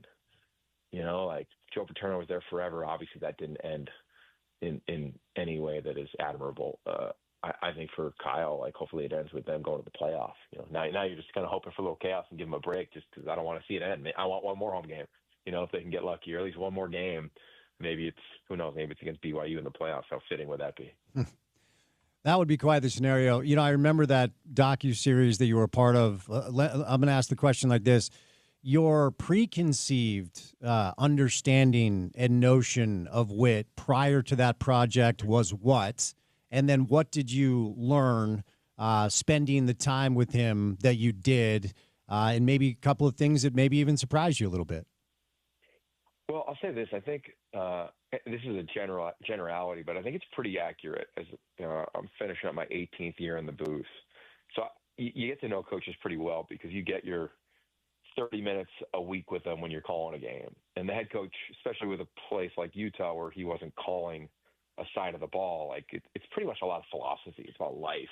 So I felt like I got to know him pretty well in advance of that doc series. But I think the thing that I hope people learned is that, defensive-minded coaches, especially when it's like Kyle and he's rocked up and he works out every day and he's an imposing man, they can seem like they're not approachable. And I think Kyle Whittingham is the opposite of that. And most defensive coaches are. Like they're way softer than I think their scowl on game day can lead you to imagine. He was that. I think we really got to see that side of him. I also got to see the intensity of how he leads. I've always admired that about him because it's never been personal. Like it's not like I'm sure at times it is, but generally when you hear him in a meeting, right, and we're talking about footage that made air or didn't make air, you get to see the truth of how direct he is with his players, how inspiring he is with his players, but how it's not really ever personal with the opponent. It's really about himself. And I think programs get out of whack when it becomes about others. I felt that way about Ohio State and Michigan in that rivalry. That's why you never see consistent performance. You saw consistency with Utah seemingly every time out for the most part in his tenure because I think he's so consistent. So I think that's probably the first one is didn't really know how approachable he was. And then you get through that. He was amazing. I remember flying up to Salt Lake just because I was like the football guy on the production team, and I pitched the doc series in his office. And he's got like a room adjacent to his office, if memory serves me right, and it's like a staff room, and he walks in, and he's pretty intense, right? Like, all right, what are we doing? Like, everything is organized. Like, there's not I think it was Liz Abel maybe at the time she was there, and there wasn't like papers everywhere. Like, it was like very type A, And I remember him sitting down and him being like, okay, tell me what this is. And I was the communicator, the presenter. I think it was Mike Talajian, who was the executive producer of it at the Pac-12 network at the time. And it took 10 minutes. And he's like, okay, cool. Like, you're going to let me review it? Yeah, coach, for sure. You want to mic us up on game day? Yeah, like you kind of just went through it and it was boom, boom, boom. Yeah, this is cool. And it was like, oh, this is going to be great because we have a star character as our head coach.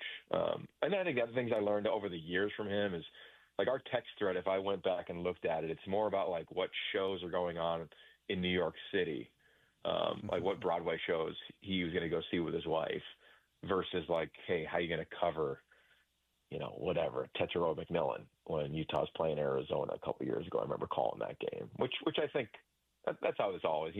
The games fade away, and the relationships is what sticks. No, for sure. Well said. And you referenced, barring something entirely unforeseen, the ink is already dry, that Morgan will just move over a seat. And it's kind of an interesting conversation to consider because, of course, he has cut his teeth under Whit. But I think people that know Morgan Scalley anticipate him very much being his own man and putting his own stamp on this program as the new head coach. Again, barring something extremely unforeseen, that's the decision that's been made. So, based off of what you know about Morgan, how do you think it's going to look as he takes over for a legend, which is never easy? No, it's not. I think a couple of things. One is he's been trained this way, right? Like this is going on, I don't know how many years, like interim, and then it wasn't, and then it is. Like he's been in line for this job, one might argue, since he stopped playing and joined the staff. Like I think when you call games and you meet coordinators, you kind of walk out and you have a little scuttle, a little huddle with your crew, and I could see Ted Robinson and I many times being like, yeah, he's got all the stuff. You know, like you can just kind of have a feel for it, and you know, for whatever that's worth. Obviously, Mark Harlan and Kyle are the ones like really evaluating that along the path here. So I think he's got all the tools to be a big time head coach. He's at the place that he knows best. He's been trained. They're going to be special on one side of the ball, which I think you have to be in this era of coaches constantly moving. I also think that for head coaches, it's like quarterbacks. Like it's still the first time. You know, the lessons learned from year one, I could see all of these head coaches I've covered in my time say, you know, the difference between year one and year two and year 5 and year 5 and year 15. And, you know, you just keep evolving, which he will, which is great. I think the cool part for me is that I've known that so many other staffs have taken a run at him, you know, to be the defensive coordinator, and have thrown everything at him, and he's never said yes. And I love that in an era where we don't have a lot of that loyalty to a certain place or a certain school. And, you know, guys want to get this. Like, there's a desire to get moving. Our society is one that, you know, kind of, I don't want to say like takes shots at, like, if you're not hustle mentality, what are you, you know? And he could have left, and he could have been painted a different picture of this will get you to this job quicker, faster. And he never did. So I love that.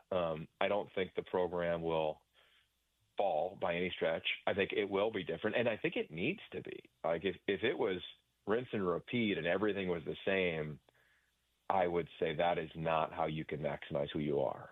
Here's an example. Barry Odom is the head coach at Purdue. He was at Missouri with Gary Pinkel, who learned from Nick Saban, and they both learned from Don James, the Dogfather at Washington.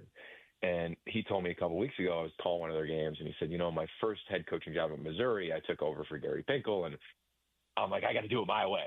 And he's like, I almost changed things for the sake of changing them. And then his second time as a head coach, which was a couple of years ago at UNLV, he was like, yeah, I learned really quick. Like, that was a mistake. Don't change it just for the sake of being different. Change it because it's something you really believe in. So I hope there's things like that for Morgan. And I'm sure there are. And maybe he doesn't know them yet. Maybe he does. Maybe they're little. Maybe they're huge. Maybe it's changing the practice time. Maybe it's meetings. Maybe it's, I don't know, travel. Like, there's a bunch of little things that I think every head coach has to put their fingerprints on. But I don't think it'll be drastic. And I don't even know if anybody would notice it other than those in the building. But it'll be fun to ask him in advance of it. And then, of course, after a season of doing it, whenever that time comes. And also, you know, the old saying, necessity is the mother of invention. And, you know, Witt deserves credit for adjusting and adapting, certainly. But this is a program, as you know as well as anybody, if not better so, that has been built for 2 decades with pillars of, we will find diamonds in the rough. We will develop them over 3-4 years. We will send a lot of them to pro football where they're going to become millionaires. And after years of development, we will have teams that can compete and sometimes win conference championships. Is it possible, Yogi, to do that anymore? Yeah. Oh, yeah. I think the more teams I talk to, and that's been the fun part about being in the Big Ten, is just getting exposed to 14 teams that I never really would talk to, you know. And everyone has echoed the sentiment to a large degree. Like, once you get your year 1 or 2 done, because it's such a turnover-riddled sport in year 1 or year 2 as a head coach, nobody is saying, I want to major in the portal. Like, everyone is saying, I want to major in recruiting and supplement in that way. And when you look at the best teams, that's what they are. And we'll see what happens with Texas Tech this year, and we'll see how long they can sustain it. But, you know, you look at last year, in the 4 teams that made it to the semifinals, among the 20 starting offensive linemen, so 5 per team, 19 of them were recruited out of high school. There was 1 player via the portal. So, like, I still think winning and losing is the same thing of, like, and especially in the up front. And that's really, if you ask me, like, why has Utah been so successful and consistent? That's it. Like, you know, Tyler Huntley took them to another planet, you know, that they hadn't been to in a while. And we know with Bad Moon Rising, Cam Rising, like, it took him to an even different level. And who knows with these 2 quarterbacks that are, you know, seemingly splitting time now, we'll take them too. But you got no shot if you don't have it up front. And I really think that you could argue it takes 7 years to build depth on the offensive defensive line. So that you probably hear that and you're like, you're out of your mind. What do you mean by that? Well, let's just pretend year one started tomorrow and everybody leaves your team, because that's what happens. Like, look at Washington. Jed Fish had 7 offensive linemen in his first spring. And then they bought a bunch of guys and they're, acquired a bunch of players in the portal, and they didn't want to overspend, so they didn't overreach to save on the budget. So that gets you to year 2. And then you start to recruit guys. And do you nail the top freshman offensive lineman? If you're lucky, you do. But even then, how many can start as freshmen, right? So then you're 4 years into it before, like, your first class is even playing. Okay, so then in year 5, because you're seeing success, can you go recruit guys in year 1 and then get them to year 3 where they can play, which is get you to 7? And I believe that the more and more I watch these teams have to rebuild, like, yeah, you can hit it and get lucky and hit on a couple players and pay a bunch, but most places, A, you don't evaluate efficiently across the board on the offensive defensive lines. B, it's the most desired position. C, there's not a ton of NFL talent in the portal that's out there to go get. And then D, everybody's going after them. So what makes you think you can get them over everybody else? And how many do you think you can actually get? And how many actually play out? Like, Ohio State's got a couple transfers that aren't even playing on the offensive line via the portal this year that I'm sure they paid a lot for, that a lot of people would want. So I just, like, you have to do it that way is my long-winded answer. And I can imagine that will never change. And good thing for Utah is Utah high school football is really impressive. They've got a pipeline in California and the West Coast and the places they've recruiting forever.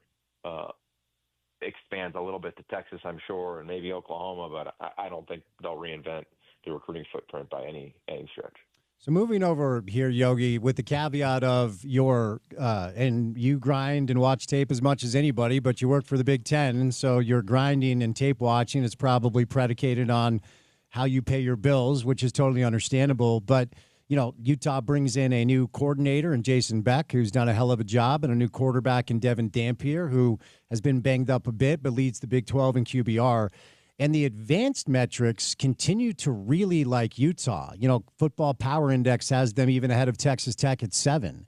S&P Plus has Utah right now as 8. That's even ahead of Texas A&M. So these are different metrics. They're top 8 in the country in both offense and defense. Bottom line is this. They had a couple of opportunities against the 2 teams that appear to be in their cul-de-sac in the Big 12, which is Texas Tech and BYU, and they went 0-2. So they need a lot of help in front of them in order to gain access, and stranger things have happened, namely a few years back when they need like 7 Pac-12 tiebreakers to go their way, and it actually went down. But what does this say to you that the committee is still clearly telling us they think Utah is a very, very good football team, even with those 2 losses? I love it. And I don't know if I buy that means that they'll go to the playoff. Like that's the part where you just don't know, right? So, let's just pending chaos. But even if Texas beats A&M, A&M's gone. At least the way I see it, if they finish the season with 1 loss, because they're not losing to Samford, which get me on my high horse if you want, but like this week in the SEC is an embarrassment to the sport, in my humble opinion, especially with where we sit today. Yep. Thankfully, that's going to be gone next year, at least we presume, because we'll have to play 9 conference games. But my point is, like, Texas beats Arkansas, looks good, and if they beat A&M, like, Utah can't have that. You can't have a team that won't go to a conference championship game jump you. That's kind of what they're competing against, is at least how I see it. And then the way that the ACC is shaken out, like, the champ is going to go, we think.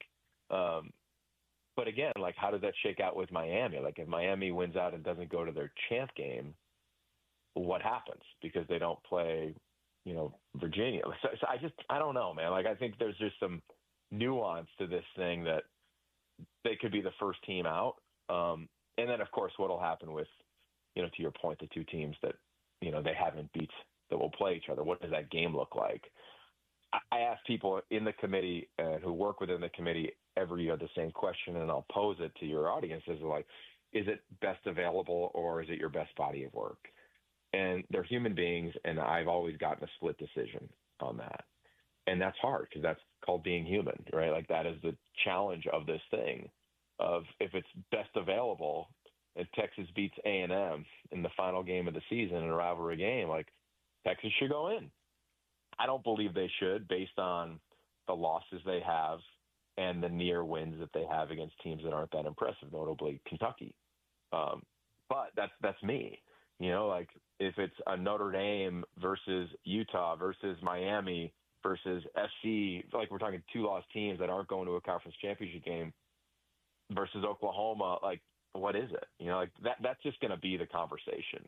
And from my purview now, and I've called a ton of 9 a.m. Pacific games all year, but I spent the majority of the season on the East Coast. I hate to admit this, but the bias to call it the Big 12 or the old Pac-12 is as real as you can imagine. It just is. And I think the Big 12 is painted much like the Pac-12 was painted. And we used to fight that narrative all the time, if you recall, of really good football, not elite football. That's just a conversation. Really good football out there. Anybody can beat anybody, but not elite football. And I disagree with that, 1,000%. But that is the prevailing thought. So you got to hope people in the room are saying best available. And the coaches in the room, the Mike Riley's in the room. And the good thing is Mark Harlan's there. I know he's to recuse himself, but I'd imagine that doesn't mean he's not talking about Utah. I would hope it doesn't mean that. Like, I'm sure they're getting asked questions about it, and you're not in the room during the vote, but people, I'm sure, have a very clear idea of who this team could be with 2 healthy quarterbacks. How do you defend this thing when they're both on the field? Like, there's a fun conversation to be had, and that'll be the debate, like Utah versus Alabama, right? Like, who's Alabama got this weekend? I don't even remember, like somebody horrible, right? I don't even, Eastern Illinois. Yeah. Mm-hmm. And then they have an Auburn team that's obviously down without a head coach. So, Utah's playing Kansas and Kansas State, better than those 2, but still not a ranked opponent. So it's going to be that's going to be the conversation. Let me move over here because we had Ivan Mizell on earlier, and like you, whenever you have a chance to talk to a committee member, you do try to kick the tires because at times the process feels arbitrary and confusing. BYU has the head-to-head over Utah. They only have 1 loss, and it's Texas Tech. The advanced metrics continue to express legitimate questions about just how good BYU is. So when it comes to dynamics like, and Ivan continued to say overall body of work, right? Because the other thing that appears to be the case is how much is the committee looking at who you are today instead of who you, like Notre Dame lost their last game on September 13th. They're a different game, different team today. Utah is a different team now than they were a few weeks back when they lost to BYU. So just give me and our listeners your best understanding of the main things that you believe this committee is kind of keeping in mind as we approach the final selection day here in a few weeks. Yeah, I think they're going to go best right now. I just feel like that's probably the lean. I am a fan of body of work. I've always been a fan of head-to-head. I just think, like, why are we playing? And I get, like, things change week to week, but things change when you have 3 weeks off as well. So that's the part of this whole thing that I think is quite honestly a challenge. That's why, like, I'm not a fan of, like, conferences only getting certain slots, but I do like the idea of conferences getting slots, right? So, like, there's a guarantee for each conference, because we could see, I mean, look at it, like, the SEC is playing 8 conference games and they might get 5 teams in. Like, I don't feel good about that. Like when we're just saying, well, they play a hell of a schedule, so they're in. What are we talking about? Like, I'm not into that. Everybody plays a version of that within their own region, within their own league, against certain teams. So I don't know where they'll net out. And I think that's what's fun about this year's committee, because it is different. There was the rotation. There's a bunch of new members. Obviously, there was just change at the top. So we'll find out. I think, like, Texas dropping like they did, was probably a good sign for Utah. And to your point of, like, the advanced metrics, and look, Ivan knows better than I would.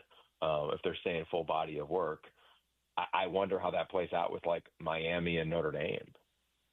Like, they seem to say, like, they're not having that conversation until they have to have that, which I believe, because that's how it works. Like, they basically chunk teams in groups, and Ivan may have touched upon this, and they debate those teams within that pool of, I think it's 3 teams. So if you're not within 3, like, you're not really having that type of conversation, and Miami and Notre Dame aren't yet.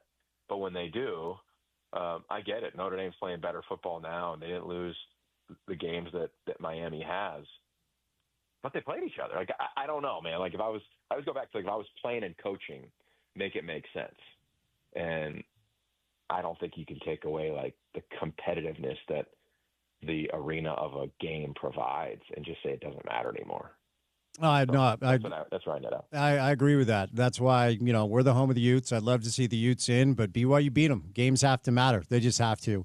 Speaking of games that matter, before I set you loose, we'll end on this. It doesn't get much bigger than it's going to be at Autzen coming up this weekend. It's a real opportunity, certainly for Southern Cal and Lincoln Riley, to potentially get the biggest win that he has been able to get since he took the job 4 years ago. I know they beat Notre Dame year one and LSU last year and Michigan this year, but the committee kind of told us last night that they like but don't love Oregon, who might be one loss away from being kind of where Utah lives. So this is in your footprint, Big Ten style, SC Oregon up at Autzen. Give me your thoughts. How do you think it plays out? Yeah, this is an awesome game. It's an amazing game. We've been talking about it all week, as you'd imagine, and I just can't wait to listen to it. Gary Danielson on the call, who's become a friend, and his end of his twilight of his career as well, and it's kind of a really fun game for him to, kind of have in the back end of his career. So I'll tune in for a lot of things. The game, just to some context on it, because I think it's been fun to educate East Coast Big Ten fans on this rivalry. You know this, but I'll repeat it because it's worth it. 2010, DeAnthony Thomas, who we all remember, hopefully, he's just a gifted player. On his way to USC, played in Snoop's league. Everybody thinks he's going to SC. And that signing day, when signing day was a thing, he flips the morning of in that February signing period and goes to Eugene. And that was a moment because Pete Carroll had run LA. He had just left for the Seahawks. They had just got hit with sanctions, and Lane Kiffin was head coach. And I believe that was a turning point in Oregon's program. Like, Chip Kelly was OC and then eventually, of course, the head coach there at that time. And then they just go on a run. And then the run from Southern California began. Kenyon Barner, Kayvon Thibodeau, just to name a few. And they call it the Cali Flock. And then when Mario Cristobal became the head coach, he took the trenches to another level and prided himself on coming down to Southern California and taking the best players out of St. John Bosco and Mater Dei and the big-time high schools in L.A. And SC has struggled since then, right? Variety of head coaches from Lane to Sark to Clay to now Lincoln. And as I referenced earlier with Utah, like, the Ducks they win it in the trenches. They've got skill, they've got flash, but make no mistake, it's a tough out. And Utah knows that from the battles that those two used to have. They were just so fun, and that's where they were often won. And Dan Lanning's taken it to new heights. He's such a big-time human, let alone a coach. He's become somebody. I knew him as a GA, and now he's a friend, and I just love how he builds and guides that program to that point. In this year's matchup, the Trojans are not yesteryear's USC Trojans of a lot of talent, a lot of skill, but not a lot of toughness. I called their game against Iowa this past weekend, where they're down, I think it's 21-7, and Iowa is dominating the line of scrimmage. And they come out after half, and it's a totally different game. Get their playmakers involved. They start bringing exotic pressures and different looks defensively, create some havoc, get a turnover, and all of a sudden they find their way into winning a big-time Big Ten game against what was then a ranked team in the CFP who lost, in the final seconds to Oregon the week prior, lost in the final seconds to Indiana a month before that, lost in the final moments against Iowa State in a rivalry game in September. And I just say all that of, like, this is going to be an awesome game. This is going to be a physical outfit. This is going to be a game that SC wants to run the football, but they're going to have to throw it. They're going to have to get their playmakers involved like they did over the weekend, and they might. This could be a shootout. I don't expect this to be a three-position Big Ten type of game, which is what I see pretty much every single weekend. Like, it is limited possessions, run the ball, huddle. Like, I think there's a chance to be high-flying. For Oregon, they need to win the line of scrimmage, and I think they're elite there. I think that they're a national title contender. I think where they sit in the rankings is based on the committee evaluating and giving credence to who you beat and those teams' records. And, Penn State's not what we thought, and they lost at home to Indiana. So they win. I think they'll launch up because it's a pretty big win and have an opportunity to beat Washington to go to the playoffs back-to-back years and represent their team in the CFP. And I think they will. I think they're the more complete team. They got more competitive depth, and I think they're better up front on both lines, and I think that's where this thing is won. So I think they win at home, but I think it's an awesome game. And if SC's able to pull off an upset, it'll be a moment in the West Coast recruiting. This is a big deal. Like, make no mistake about it. The GMs, the head coaches, I mean, they're all household names in football. Marshall Malchow at Oregon, down here, Chad Bowden at USC, the GM. I mean, they're two of the best, I think, in the business at what they do. And you got these young head coaches who came in, I believe, the same year, and Lincoln hasn't had anywhere near the success that Dan Lanning has had. So I'm sure there's like a lot going on there is kind of the point. And I think SC's on the verge of being really back. So maybe next year is probably their year, but if they could steal it, man, look out, because the Trojans will find their way to the playoff.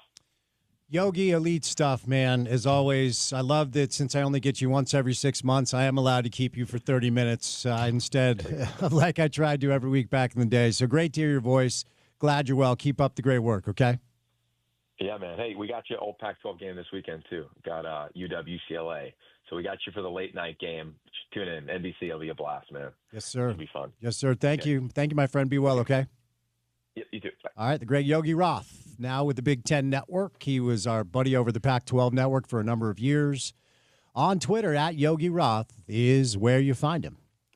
All right, before we catch a break, Outlaw Distillery, official spirits provider of our VIP ESPN 700 tailgate at each home game this season. Only one left, guys. Come join us. They have amazing drinks like their honey bourbon, vodka spiced rum, and coffee rum. They just came out with this new barrel-proof bourbon, which is sitting at 133 proof, and it is spicy, bold, and very smooth. I'm told there are bottles left, so get yours today.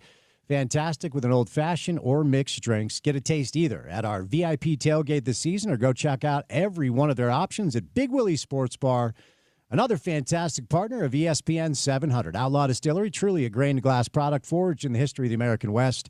Check out our friends at Outlaw Distillery at outlawdistillery.com. Found at all state liquor stores. We'll catch a break. More coming up on ESPN 700.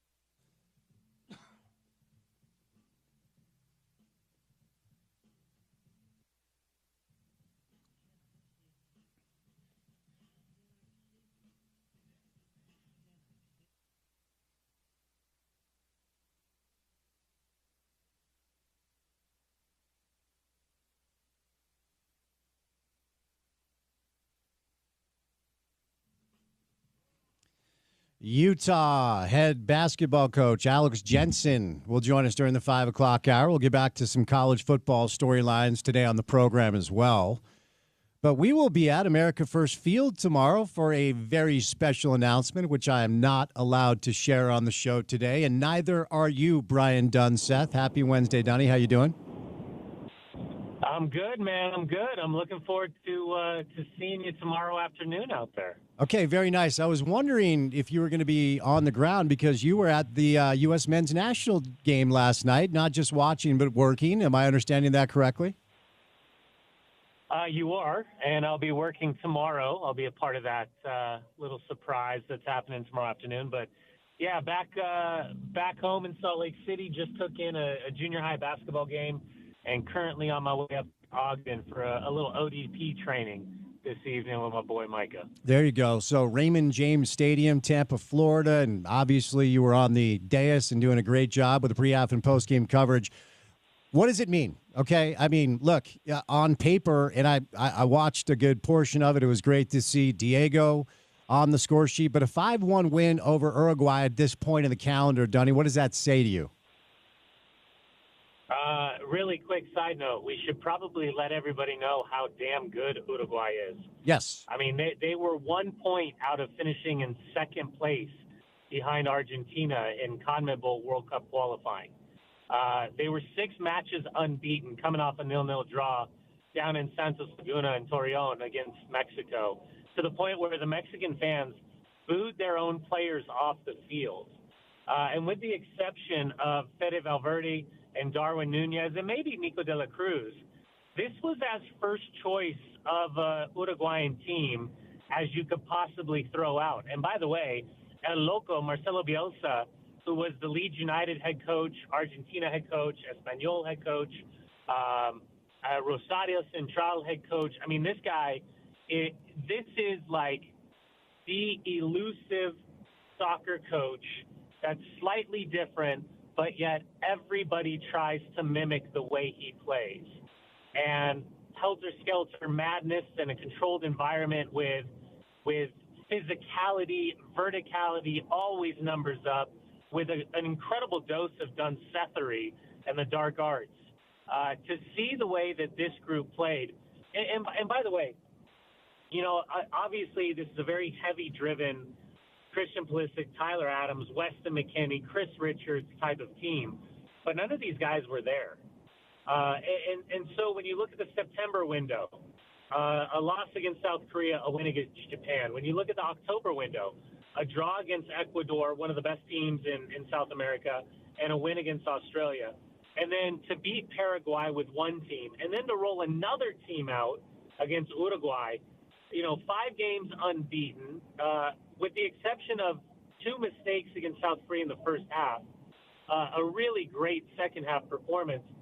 There's a lot to be excited about. And this is after, you know, the gauntlet was laid down on the backside of the failure at Nations League, heading into the Gold Cup. And Mauricio Pochettino has continued to stress the crest and the team over the individual. And I'll tell you what, Spence, you got a lot of guys that are sitting at home watching this team perform. And now Mauricio Pochettino's got 3 groups of players to choose from. I have a feeling if people aren't paying attention, they're really going to be shocked by a couple of big names that have the potential to miss out on this World Cup roster. Huh. Interesting. So let's dig a little bit deeper because to your point, I mean, even I know that Uruguay is a quality side.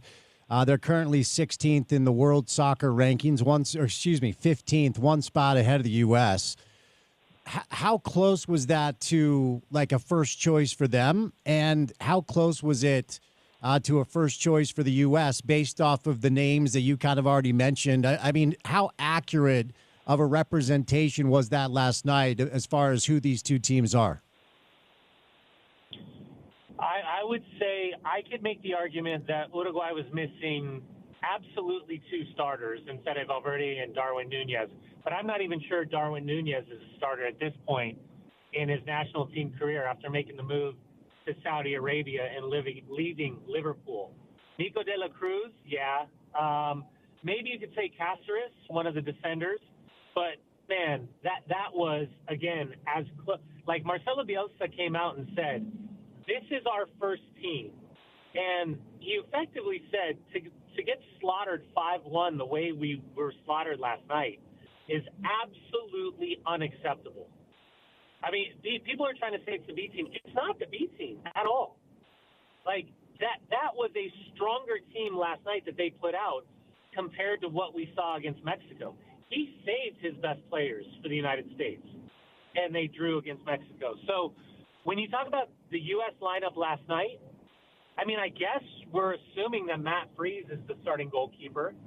Flo Balogun is the undisputed number 9. He came off the bench. Spence, I don't think that was – I would – and again, I know Mauricio would be so mad at me if I said this, but this is the third group of players that he gave the opportunity to. And to me, we've seen now a generational right back breakthrough in Alex Freeman. I think the captain last night, Mark McKenzie, proved that he most likely is going to be a part of that 3 to 4 center back crew. Tolkien is third choice behind Arfston and Jedi Robinson if he's healthy. Sebastian Berhalter and Aiden Morris. You've got Tanner Tessman, Christian Roldan, Tyler Adams. In the number 10 position, Tim Tillman. His brother is Malik Tillman, Luna, Zendejas, Christian Pulisic. We haven't talked about Weston McKennie in this conversation, Tim Way in this conversation. Ricardo Pepi didn't even play last night. Spence, I've never felt better about a 3-month span when over the course of the summer, my like DEFCON 1 was in full alert. Yeah, I feel like last time, because typically when you join us, we do a little U.S. men's national team, but a lot of it's MLS and RSL, and I feel like the last time you and I really dug into the current state of the U.S. men's national team, there was a lot of reason for skepticism. So if we pan back from the vacuum from the 5-1 win over Uruguay, this does come off the heels of a 2-1 win over Paraguay. There was a win over Australia. They're 4-1 in their last 5. So if we pan back, what do you like most? Is it Pochettino's tactics that are starting to be absorbed by the players? Is it a group of guys that we didn't see coming that are emerging? What gives you the most confidence as we're just a handful of months away from the World Cup? Body language, arrogance, the fist fight against Paraguay in front of the benches. Spence, I mean, there's a renewed, I think, my fear, when last time we talked in the summer, my fear was that there was going to be such an apathy towards this U.S. men's national team heading into the World Cup that I'm just thinking about such a generational lost opportunity. I don't feel that way anymore. And what's been evidently clear to me, Spence, was for whatever reason, and I place no blame anywhere other than this is about the players and the circumstances that happened on the backside of Copa America a summer and a half ago. The decision to go in a different direction and fire Greg Berhalter and necessitating going and finding the funding to bring in a guy like Mauricio Pochettino for Tottenham Hotspur, PSG, Chelsea, and now the U.S. men's national team. Whatever was going on behind the scenes, whatever the player power, whatever the egocentric decisions, maybe turn a blind eye here, maybe give a little bit longer of a leash there. The reality is that Mauricio Pochettino has clawed back everything to the base layer of, hey, do you want to go to the World Cup? Because if you do, these are my expectations. And it's how you carry yourself. It's how you communicate. It's how you perform. It's the teammate that you are. It's the environment that you cultivate. And ultimately, all of these little habits turn into what we've seen in these last 3 months, these past 3 windows. So much so, Spence, that I would be frightened if I was a U.S. men's national team pool player and I was looking on the outside, looking in for whatever reason, whether that was lack of form, whether that was injury, whether that was return to play. If I watched these guys perform right now, Spence, I would be saying, holy-ish, I better make sure that every time I step on the field, I'm putting on a memorable performance. Because, again, I feel like I could have told you what the starting 11 was going to be next summer no matter what. And I am incredibly unsure outside of what I would think is Flo Balogun, Christian Pulisic, Weston McKennie, Tyler Adams, Chris Richards. Those would have been the five, and if healthy, Jedi Robinson, Anthony Robinson from Fulham.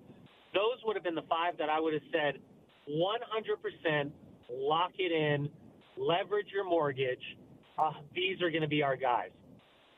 Outside of Flo Balogun and Chris Richards right now, I'm not sure where any of this lies because now we have so many legitimate options that it's going to be the intangibles of what kind of guy are they?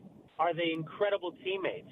Are they great set-piece servers like what we saw from Sebastian Berhalter the other night? Are they great in the air on corners like Tanner Tessman?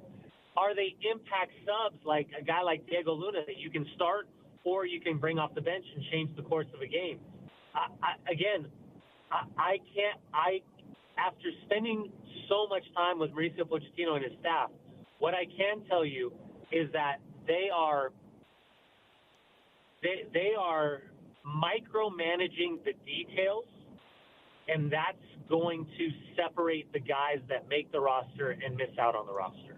So I'll ask the question like this because I find this really, really fascinating. I mean, the names that you just ran off are the names that most people know, and a lot of the names that during the last World Cup cycle were front-facing stars that were featured in vignettes and also played the most minutes. Do you have a guess of what like the biggest shock could look like as far as one of the bigger names that maybe is potentially left off this roster? I mean, Pochettino 5 days ago said no player is safe. No player is safe. If I force you to give me a couple of names that you think are legitimately in danger of missing this experience, who would you go with and why? Well, right now, I think it's pretty evident that Yunus Musa's not involved. Josh Sargent's not involved. Johnny, who made the move from Real Betis over to Atletico Madrid, hasn't been involved. You've got guys that have been injured. I said Luca De La Torre. Patrick Agyemang, he was more fringe. Spence, I'd actually flip it. I think what's been great about these last three windows is that inevitably somebody's going to get injured. Somebody's going to miss out on the World Cup. We had no inclination that Gio Reyna was going to get an opportunity to make this roster or even be called into this group based on the stop-start havoc of his club career, whether it was at Borussia Dortmund, Nottingham Forest, or now Borussia Mönchengladbach. The other night against Paraguay was only the second time in 8 months that Gio Reyna had gone more than 70 minutes on the field in a match. So think about that. 8 months. That was only the second time he'd gone 70 minutes in a match. So my thought process in this window, no Jedi Robinson, no Chris Richards, no Tyler Adams, no Weston McKennie, no Tim Weah, no Christian Pulisic. If any of those guys are not available at the World Cup for whatever reason, if any of those guys pick up a hamstring like Josie Altidore did down in Brazil during the World Cup, which necessitated Clint Dempsey to play higher, which meant Michael Bradley had to play higher, which meant Kyle Beckerman had to play every single minute of the World Cup before unceremoniously dropped against Belgium. I feel comfortable with the depth of this roster that if, God forbid, one of our really big-time players goes down injured, that we have solutions, not a solution, but solutions to replace them. All right, buddy. Before I say you loose, I'll put 30 seconds on the clock. Diego a lock? I have a tough well. So here's the competition for Diego Luna right now. Right now, it's Christian Pulisic, it's Malik Tillman, it's Weston McKennie, it is Alex Vendejas, and it's Gio Reyna. Those are the guys that he's competing for, quote-unquote, the pocket 10 or two positions. But this is where Diego has an advantage. He can play on the left-hand side of a wing. He can play on the right-hand side of the wing. And he's proven without a shadow of a doubt that he is an impact player off the bench. I think those intangibles will make it extremely, extremely difficult for Diego Luna not to be included on the roster for the World Cup. Because here's the fun fact for Diego Luna that plays in his favor. 10th start, 16 appearances in a calendar year. Artfully said down in Orlando back in January, when I asked what was the difference about Diego Luna, Spence, he said, big balls. Mm-hmm. He's got big balls. Mm-hmm. That's what's going to separate Diego Luna when push comes to shove for that final roster. And I'm hoping it's 26 as opposed to 23, which we'll find out in the next couple of days. All right, my friend. Well, thank you for the time as always, and we'll see you tomorrow afternoon. Good stuff, Dunny. Appreciate you, bud. Our guy, Brian Dunseth, did a great job last night for Turner Sports on the pre-half and post-game coverage for the U.S. men's national team as they beat Uruguay 5-1. And Diego Luna on the score sheet with a goal in the 42nd minute. We'll catch a break and bring in Alex Jensen coming up on the other side. Don't go anywhere. Keep it right here on ESPN 700.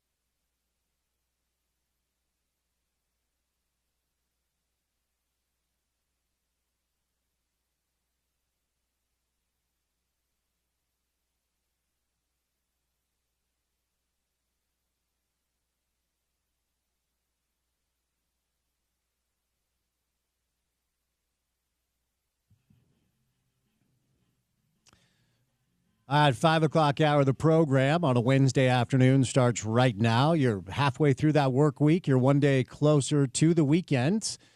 We'll get back to the latest college football storylines coming up in just a little bit, so stay tuned before we say goodnight at 6. But our next guest, the head coach, do we still call them the Runnin' Utes? Alex Jensen, how are you, sir? Is it still the Runnin' Utes? Are we still using that moniker? You know, it's funny because if you remember, Billy Bano from UNLV, I actually got to know. He was at UNLV when I played here, and he said it was one of the the biggest oxymorons in college basketball.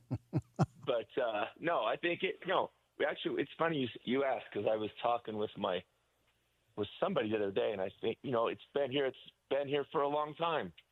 So yeah, well, I think we'll keep it. Okay, fair enough. How are you, buddy? It's been too long. It's great to catch up with you. Obviously, you know that I'm a big proponent of yours, and Natalie and the whole family. So cheering for you. How's it going, man? Just give me an update, man. How's it going through the first 5? No, it's going good. Come a long way. Losing one of our better players before the year started hurt, but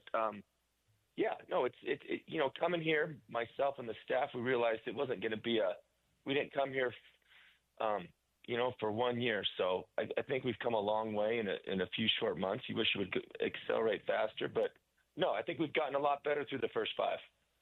What do you like the most? I mean, ultimately, as you have reminded us since you took the job, and as I say almost every day on this radio show, and I know that you listen for all 4 hours, Al, so I know that you know that I say this. Thank you for your ears. This is truly going to be a long game play. It is a one step at a time, brick by brick process. So you can tell that your guys believe in the message because they're playing hard. Like, that's the easiest thing to tell, but we don't see what you see in practice every day. What are you liking most about the very early stages of what will be a long game process? I think just with the guys we've had now, not everybody gets to see it, but like the changes they've made, like we have Don McHenry, for instance, who averaged 20 points a game last year, and he's played mostly off the ball. And, coming from used to having the ball in his hands the whole time, I think he's made huge progress. And most of our guys have little examples like that where they've sacrificed and actually learning to grow their game. So yeah, it's a step-by-step process, and been doing that since the beginning, since we put the staff together and put the roster together, and on and off the court, it's one step at a time, one brick at a time. I wanted to get your thoughts on, Atlanta was just in town, the Hawks were in town to play the Jazz, and Quinn was asked post-game about the decision that Utah made to bring you in. First of all, let me just ask you, did you have a chance to hear what he had to say? No, I did not. But I went down early to the game because Quinn, is a good mentor and a friend. We were together for a long time, and a lot of the guys on the staff were in Utah. So actually, I didn't hear what he said, but I was able to talk to him right after outside. Okay, well, that's probably more important. And he said all the things you would expect Quinn to say about you. It was a very kind response and very, very thoughtful, very nuanced. It was actually interesting, because I got to know him when he was here, and you can tell when he's being asked a question that he really isn't in the mood to answer. And then you can tell when he's being asked a question with it kind of brightens his eyes. And he perked up and talked to, about your relationship and how much respect he had for you. What was that experience like, coaching with Quinn? And what are some of the things that maybe you learned that you're trying to apply to your new gig? Quinn, other than Coach Majerus, I think I probably learned the most from Quinn. I mean, he came to Utah. It was, after the Sloan, I was here a year before he got here, but we went through a lot of highs and lows together. And, in 8 years, I thought we did a pretty good job building the franchise up. So, that's the beautiful thing about team sports is, for 6, 7, 8 months, you spend more time with each other than you do your families. And like I said, there was a lot of highs and lows, and you get really close to somebody. But, I learned a lot from Quinn. He's still somebody I call I call for an advice, and since I've been here, I frequently am reminded of, like similar situations that we went through together with the Jazz that we're going through here now at the university. Tell me about the early returns. Keanu Dawes decided to come back and play for you, and I think based off of what we saw at the end of last year, a lot of people very excited once he was able to get more opportunities, get more minutes. Al, obviously the athleticism just pops. It's undeniable. He's explosive. So as your main returning player, I know there's some other guys that just weren't as kind of front-facing as he was a year ago. Have you been pleased with the start of the season, both production and kind of what he's brought off the floor to maybe help some of these new guys understand their new home? Yeah. At times, Keanu is, he's he could be a lot better than I think he thinks he can be right now. Huh. Great kid, humble, but it's kind of an interesting thing as a coach is when the coach thinks that the player could be a lot better than the player I think believes. I think he thinks it, but yeah, the sky's the limit for him, and he's made strides as well. But just being aggressive but yeah, he could be a lot better than I think he thinks he can be. But yeah, like you said, he has the athleticism and the tools, and it's kind of just like a confidence and a mentality thing. When it comes to style of play offensively, I feel like every coach says he wants to play faster. Every coach says he wants pace and space and ball movement and all the things that I think most coaches believe offensive basketball should be played. And I always find your path very interesting, both as a player and then as a coach. We already talked about Quinn, and of course, Rick Majerus at the time considered very much ahead of his time when it comes to the way he believed offensive basketball should be played. If I asked you to reduce the Alex Jensen preference for the way you want your team to play on offense, what would you say? I would say play with the pass. Okay. Right? Plays. It's interesting because that's a question players and agents what kind of style, and it's always funny. I think especially as I'm learning the college, the college arena, because it's a vastly different game. But I tell them all the time, in college we ran motion with Majerus, who he's famous for, and as a coach when I was in the D League in Cleveland, we ran elements of the Princeton. The Jazz we played with two bigs for 3 years. Then we became a heavy pick and roll team, broke the record, which has been broken since for 3-pointers in a season. I went to Dallas, and it was, kind of what the NBA is now, a lot of ISOs and mismatches. So I say, well, who's on my team? And but I think the biggest thing is playing off of each other. Like, what's my role? And that role could be, which I mentioned Don McHenry earlier. He hadn't shot a lot of catch and shoot threes. It was a hard thing for him. Still is, because he's used to playing off the dribble. But part your role might be shooting threes and not hesitating. So, but I think the big thing with me, everybody wants to play fast. Players will interpret that as shooting early bad shots. But I think just playing without the ball, which is a lost art, and I always tell them shots are always better on the second, third, fourth side of the floor. It's interesting you bring up some of the dynamics stylistically based off of personnel, because I can remember when, it became pretty apparent when Rudy was ready to go and, the Jazz decided to move on from Ennis, and then it was Rudy and Fave together, and Quinn came on the show and said to me something along the lines of, I don't care if we score 70 points as long as they score 68. And, that was a heavy approach to, kind of slowing the pace down a little bit and leaning into the strengths of your roster, which based off of Rudy certainly became a defensive identity. And then to your point, as the roster shifted and Gordon unfortunately left and Donovan became Donovan, there were some adjustments made, and you could kind of see the way I thought Quinn actually wanted to coach, more of a different, hybrid offensive style with a lot of ball movement and pace. how much of your preference do you kind of insert with the way you coach, and how much of this is, wait a second, I need to learn the strengths and weaknesses of my players before I decide how I want them to play? Great question.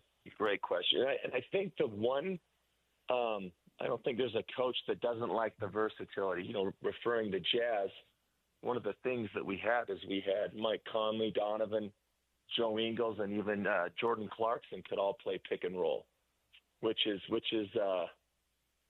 makes it harder to guard. And I think I would probably side on what fits the personnel over preference right now. But again, having a new staff and mostly a new roster, there is a process to that. And, we're not built around one or two guys. And I think that'll play out as we go forward, because my goal is not to have a new roster every year. That's not the fun part. And going to the Jazz, the nice thing is, and I always say this, continuity is underrated at every level. I always would say, Joe Ingles and Rudy Gobert were good at pick and roll because they did it together for 5 or 6 years. Mm-hmm. And there's nothing it's hard to make up for the, just the repetitions and time together with it.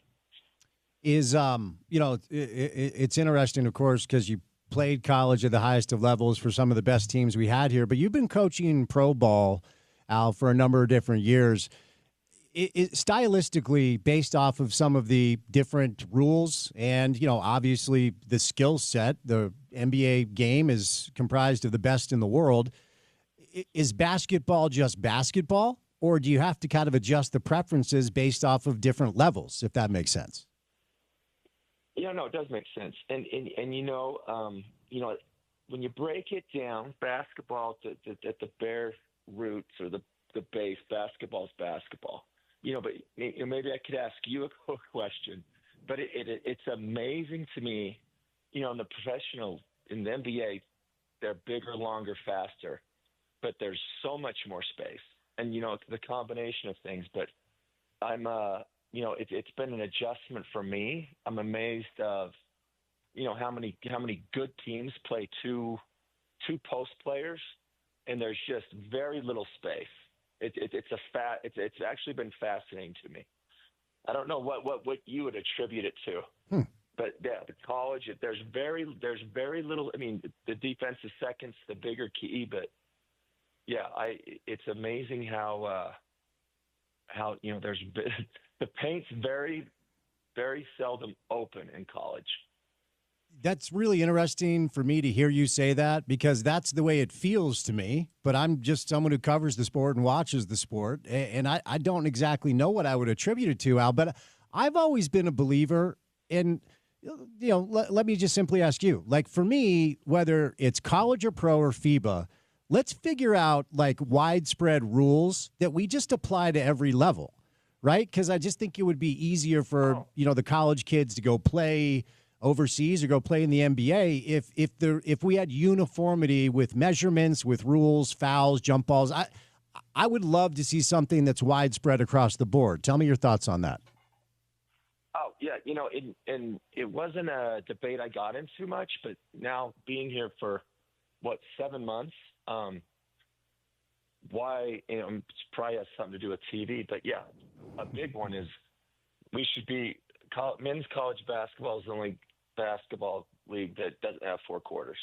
Mm-hmm. And, and I never thought too much until I'm in it, but like that makes perfect sense. And I think, just a 24-second shot clock would be great. And I think, I think that like high school basketball in Canada has had a 24-second shot clock for years. But yeah, I totally agree with you. A little uniformity would be nice. Now, there, it's kind of been fortunate enough to coach in some FIBA situations, and that's like, that's different and fun. But yeah, I agree with the uniformity, especially with the 4 quarters. Before I set you loose, Al, when it comes to what you have ahead in non-con, you'll have some challenges coming up that with due respect to the competition so far that will kind of be a little stiffer. Grand Canyon's been a tournament team. You're going to see Cal. You're going to see Mississippi State. You'll be on the road to Washington. My final question for you is, what are you hoping to see during the final portion of your non-con to make sure you're as ready as possible for Big 12 play? Because I think I'm ready to say, in my opinion, the Big 12 is the best conference in college basketball this year. What do you think? Exactly. I think, that's the message to my guys, and it's not a cliche. Like, it literally is one game at a time. But I take every opportunity I can, saying when I'm trying to get a point across, saying, you know what, in a month, when we're in Lawrence or Lubbock or Tucson, that's not going to happen. So, trying to prepare them for it. And again, a lot of them haven't played at this level, and again, it's going to be new for me. But I think just the steady game by game, and actually possession by possession, and it's interesting just to see like rotations, finding good rotations, big and small. But I hope we get that message across to them before we get to the conference play. And we have some good tests, but like we can't take possessions off, and it's not going to be easy. Sounds like a cliche, but that's what I try to say every day in some form. Well, it is a process, Sal. I mean, I've seen this from a front row seat on a number of different levels for my entire life. So I understand how this works, but happy for the start. It's been fun to watch, and best of luck. Thank you so much for the time, and let's do it again soon, okay?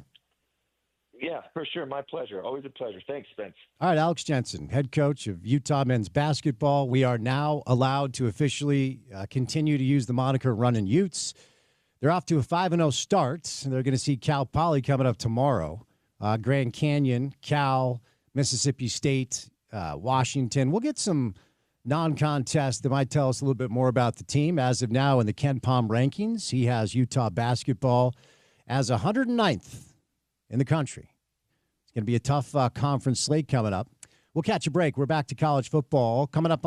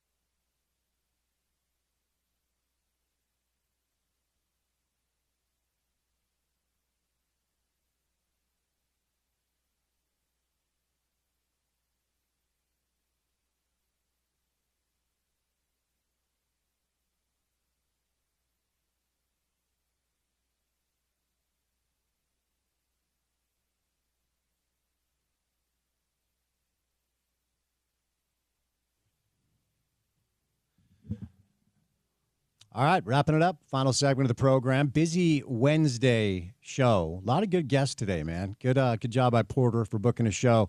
You know, it's funny, Porter, I'm sure, little peek behind the curtains, little inside baseball. When you're trying to book a show like this every single day, it's funny how some days it actually does work. It actually does just fall into place. And you're like, oh, yeah, we actually got 3 or 4 really good guests today. Because it's hard to do that every single day. And even then, we had our guy, Roxy Bernstein, who couldn't join us. That a family happens. thing comes up, right? That Like, it's just radio. And then, as you said, sometimes certain guys will be able to do the show on the same day, within the same hour. You'll have basically a celebrity hour. And then, hey, there'll be a Thursday in a few weeks where no one will be able to do radio, and I promise you that. But we'll find someone that'll be generous enough with their time. It's just part of the game. Just how it goes. Some good NBA basketball tonight. ESPN has the coverage, which is unfortunate because their NBA coverage is not good. Rockets Cavs tonight on ESPN. Jazz are off tonight. They played the Lakers last night. Going to be back in action. Oklahoma City coming up. So tomorrow, your weekend in pro football will get going with a Thursday night tilt. It's hard to believe, man. We are now starting week 12. It's going to be the Bills and the Texans from NRG Stadium. Josh Allen, I do believe Davis Mills is getting the start for the Texans. C.J. Stroud got a concussion. I think he's out. So you made it almost to the weekend, but tomorrow you'll get a little football. And then obviously high speed ahead to Utah and K-State. Don't forget, that is a 2 o'clock kickoff, but our pregame coverage will begin with that guy, Porter Larson, and Trevor Riley at 10 a.m. on Saturday. We will have 10 hours of game day coverage for you. Of course, the voice of the Utes, Bill Riley, Stevenson, Sylvester, and Scott Mitchell will take care of you. So big one for BYU, massive game, big one for Utah, but massive game for BYU is what I wanted to say there. As they're taking on Cincinnati, Brigham Young can clinch coming up this weekend with a few results. The Big 12 championship rematch against Texas Tech, which is the most likely scenario. So a lot of good college football conversation on the program today. Porter, what comes our way live from America First Field on a Thursday edition of the show? On a Thursday edition of the show, Bill Riley will join us to preview, of course, the weekend ahead. Kyle Bonagura for a little bit of football, of course, but since you'll be down there in Sandy, maybe a little soccer with Kyle as well. Richard Smitty Smith will join us on site, and probably some football guests that'll be swinging by as well. We do have a very special announcement. Excited to be out at the stadium tomorrow regarding Real Salt Lake. I am not allowed to tease anything else, so join us for that. We'll say goodnight. Special thank you today to Andy Larson, Ivan Mizell of the College Football Playoff Committee, the great Yogi Roth from the Big Ten Network, Brian Dunseth, and, of course, the head coach of the Runnin' Utes is Alex Jensen. If you missed any of the sound from the show today, go to the website, which is ESPN700sports.com. Make sure to download our mobile app. Take us on the go. ESPN 700 app is available in the App Store and the Google Play Store for free. And then for what we do in our space for 4 hours every afternoon, check out our podcast page. It's called The Drive with Spence Checketts. It's available wherever you get your shows. Subscribe, rate, review, say nice things in the comments, and give us all the stars. Reporter, I'm Spence saying goodnight. Have a great Wednesday evening. We'll talk to you on a Thursday edition of The Drive, live from America First Field. And as always, you can catch it right here on your home of the Utes.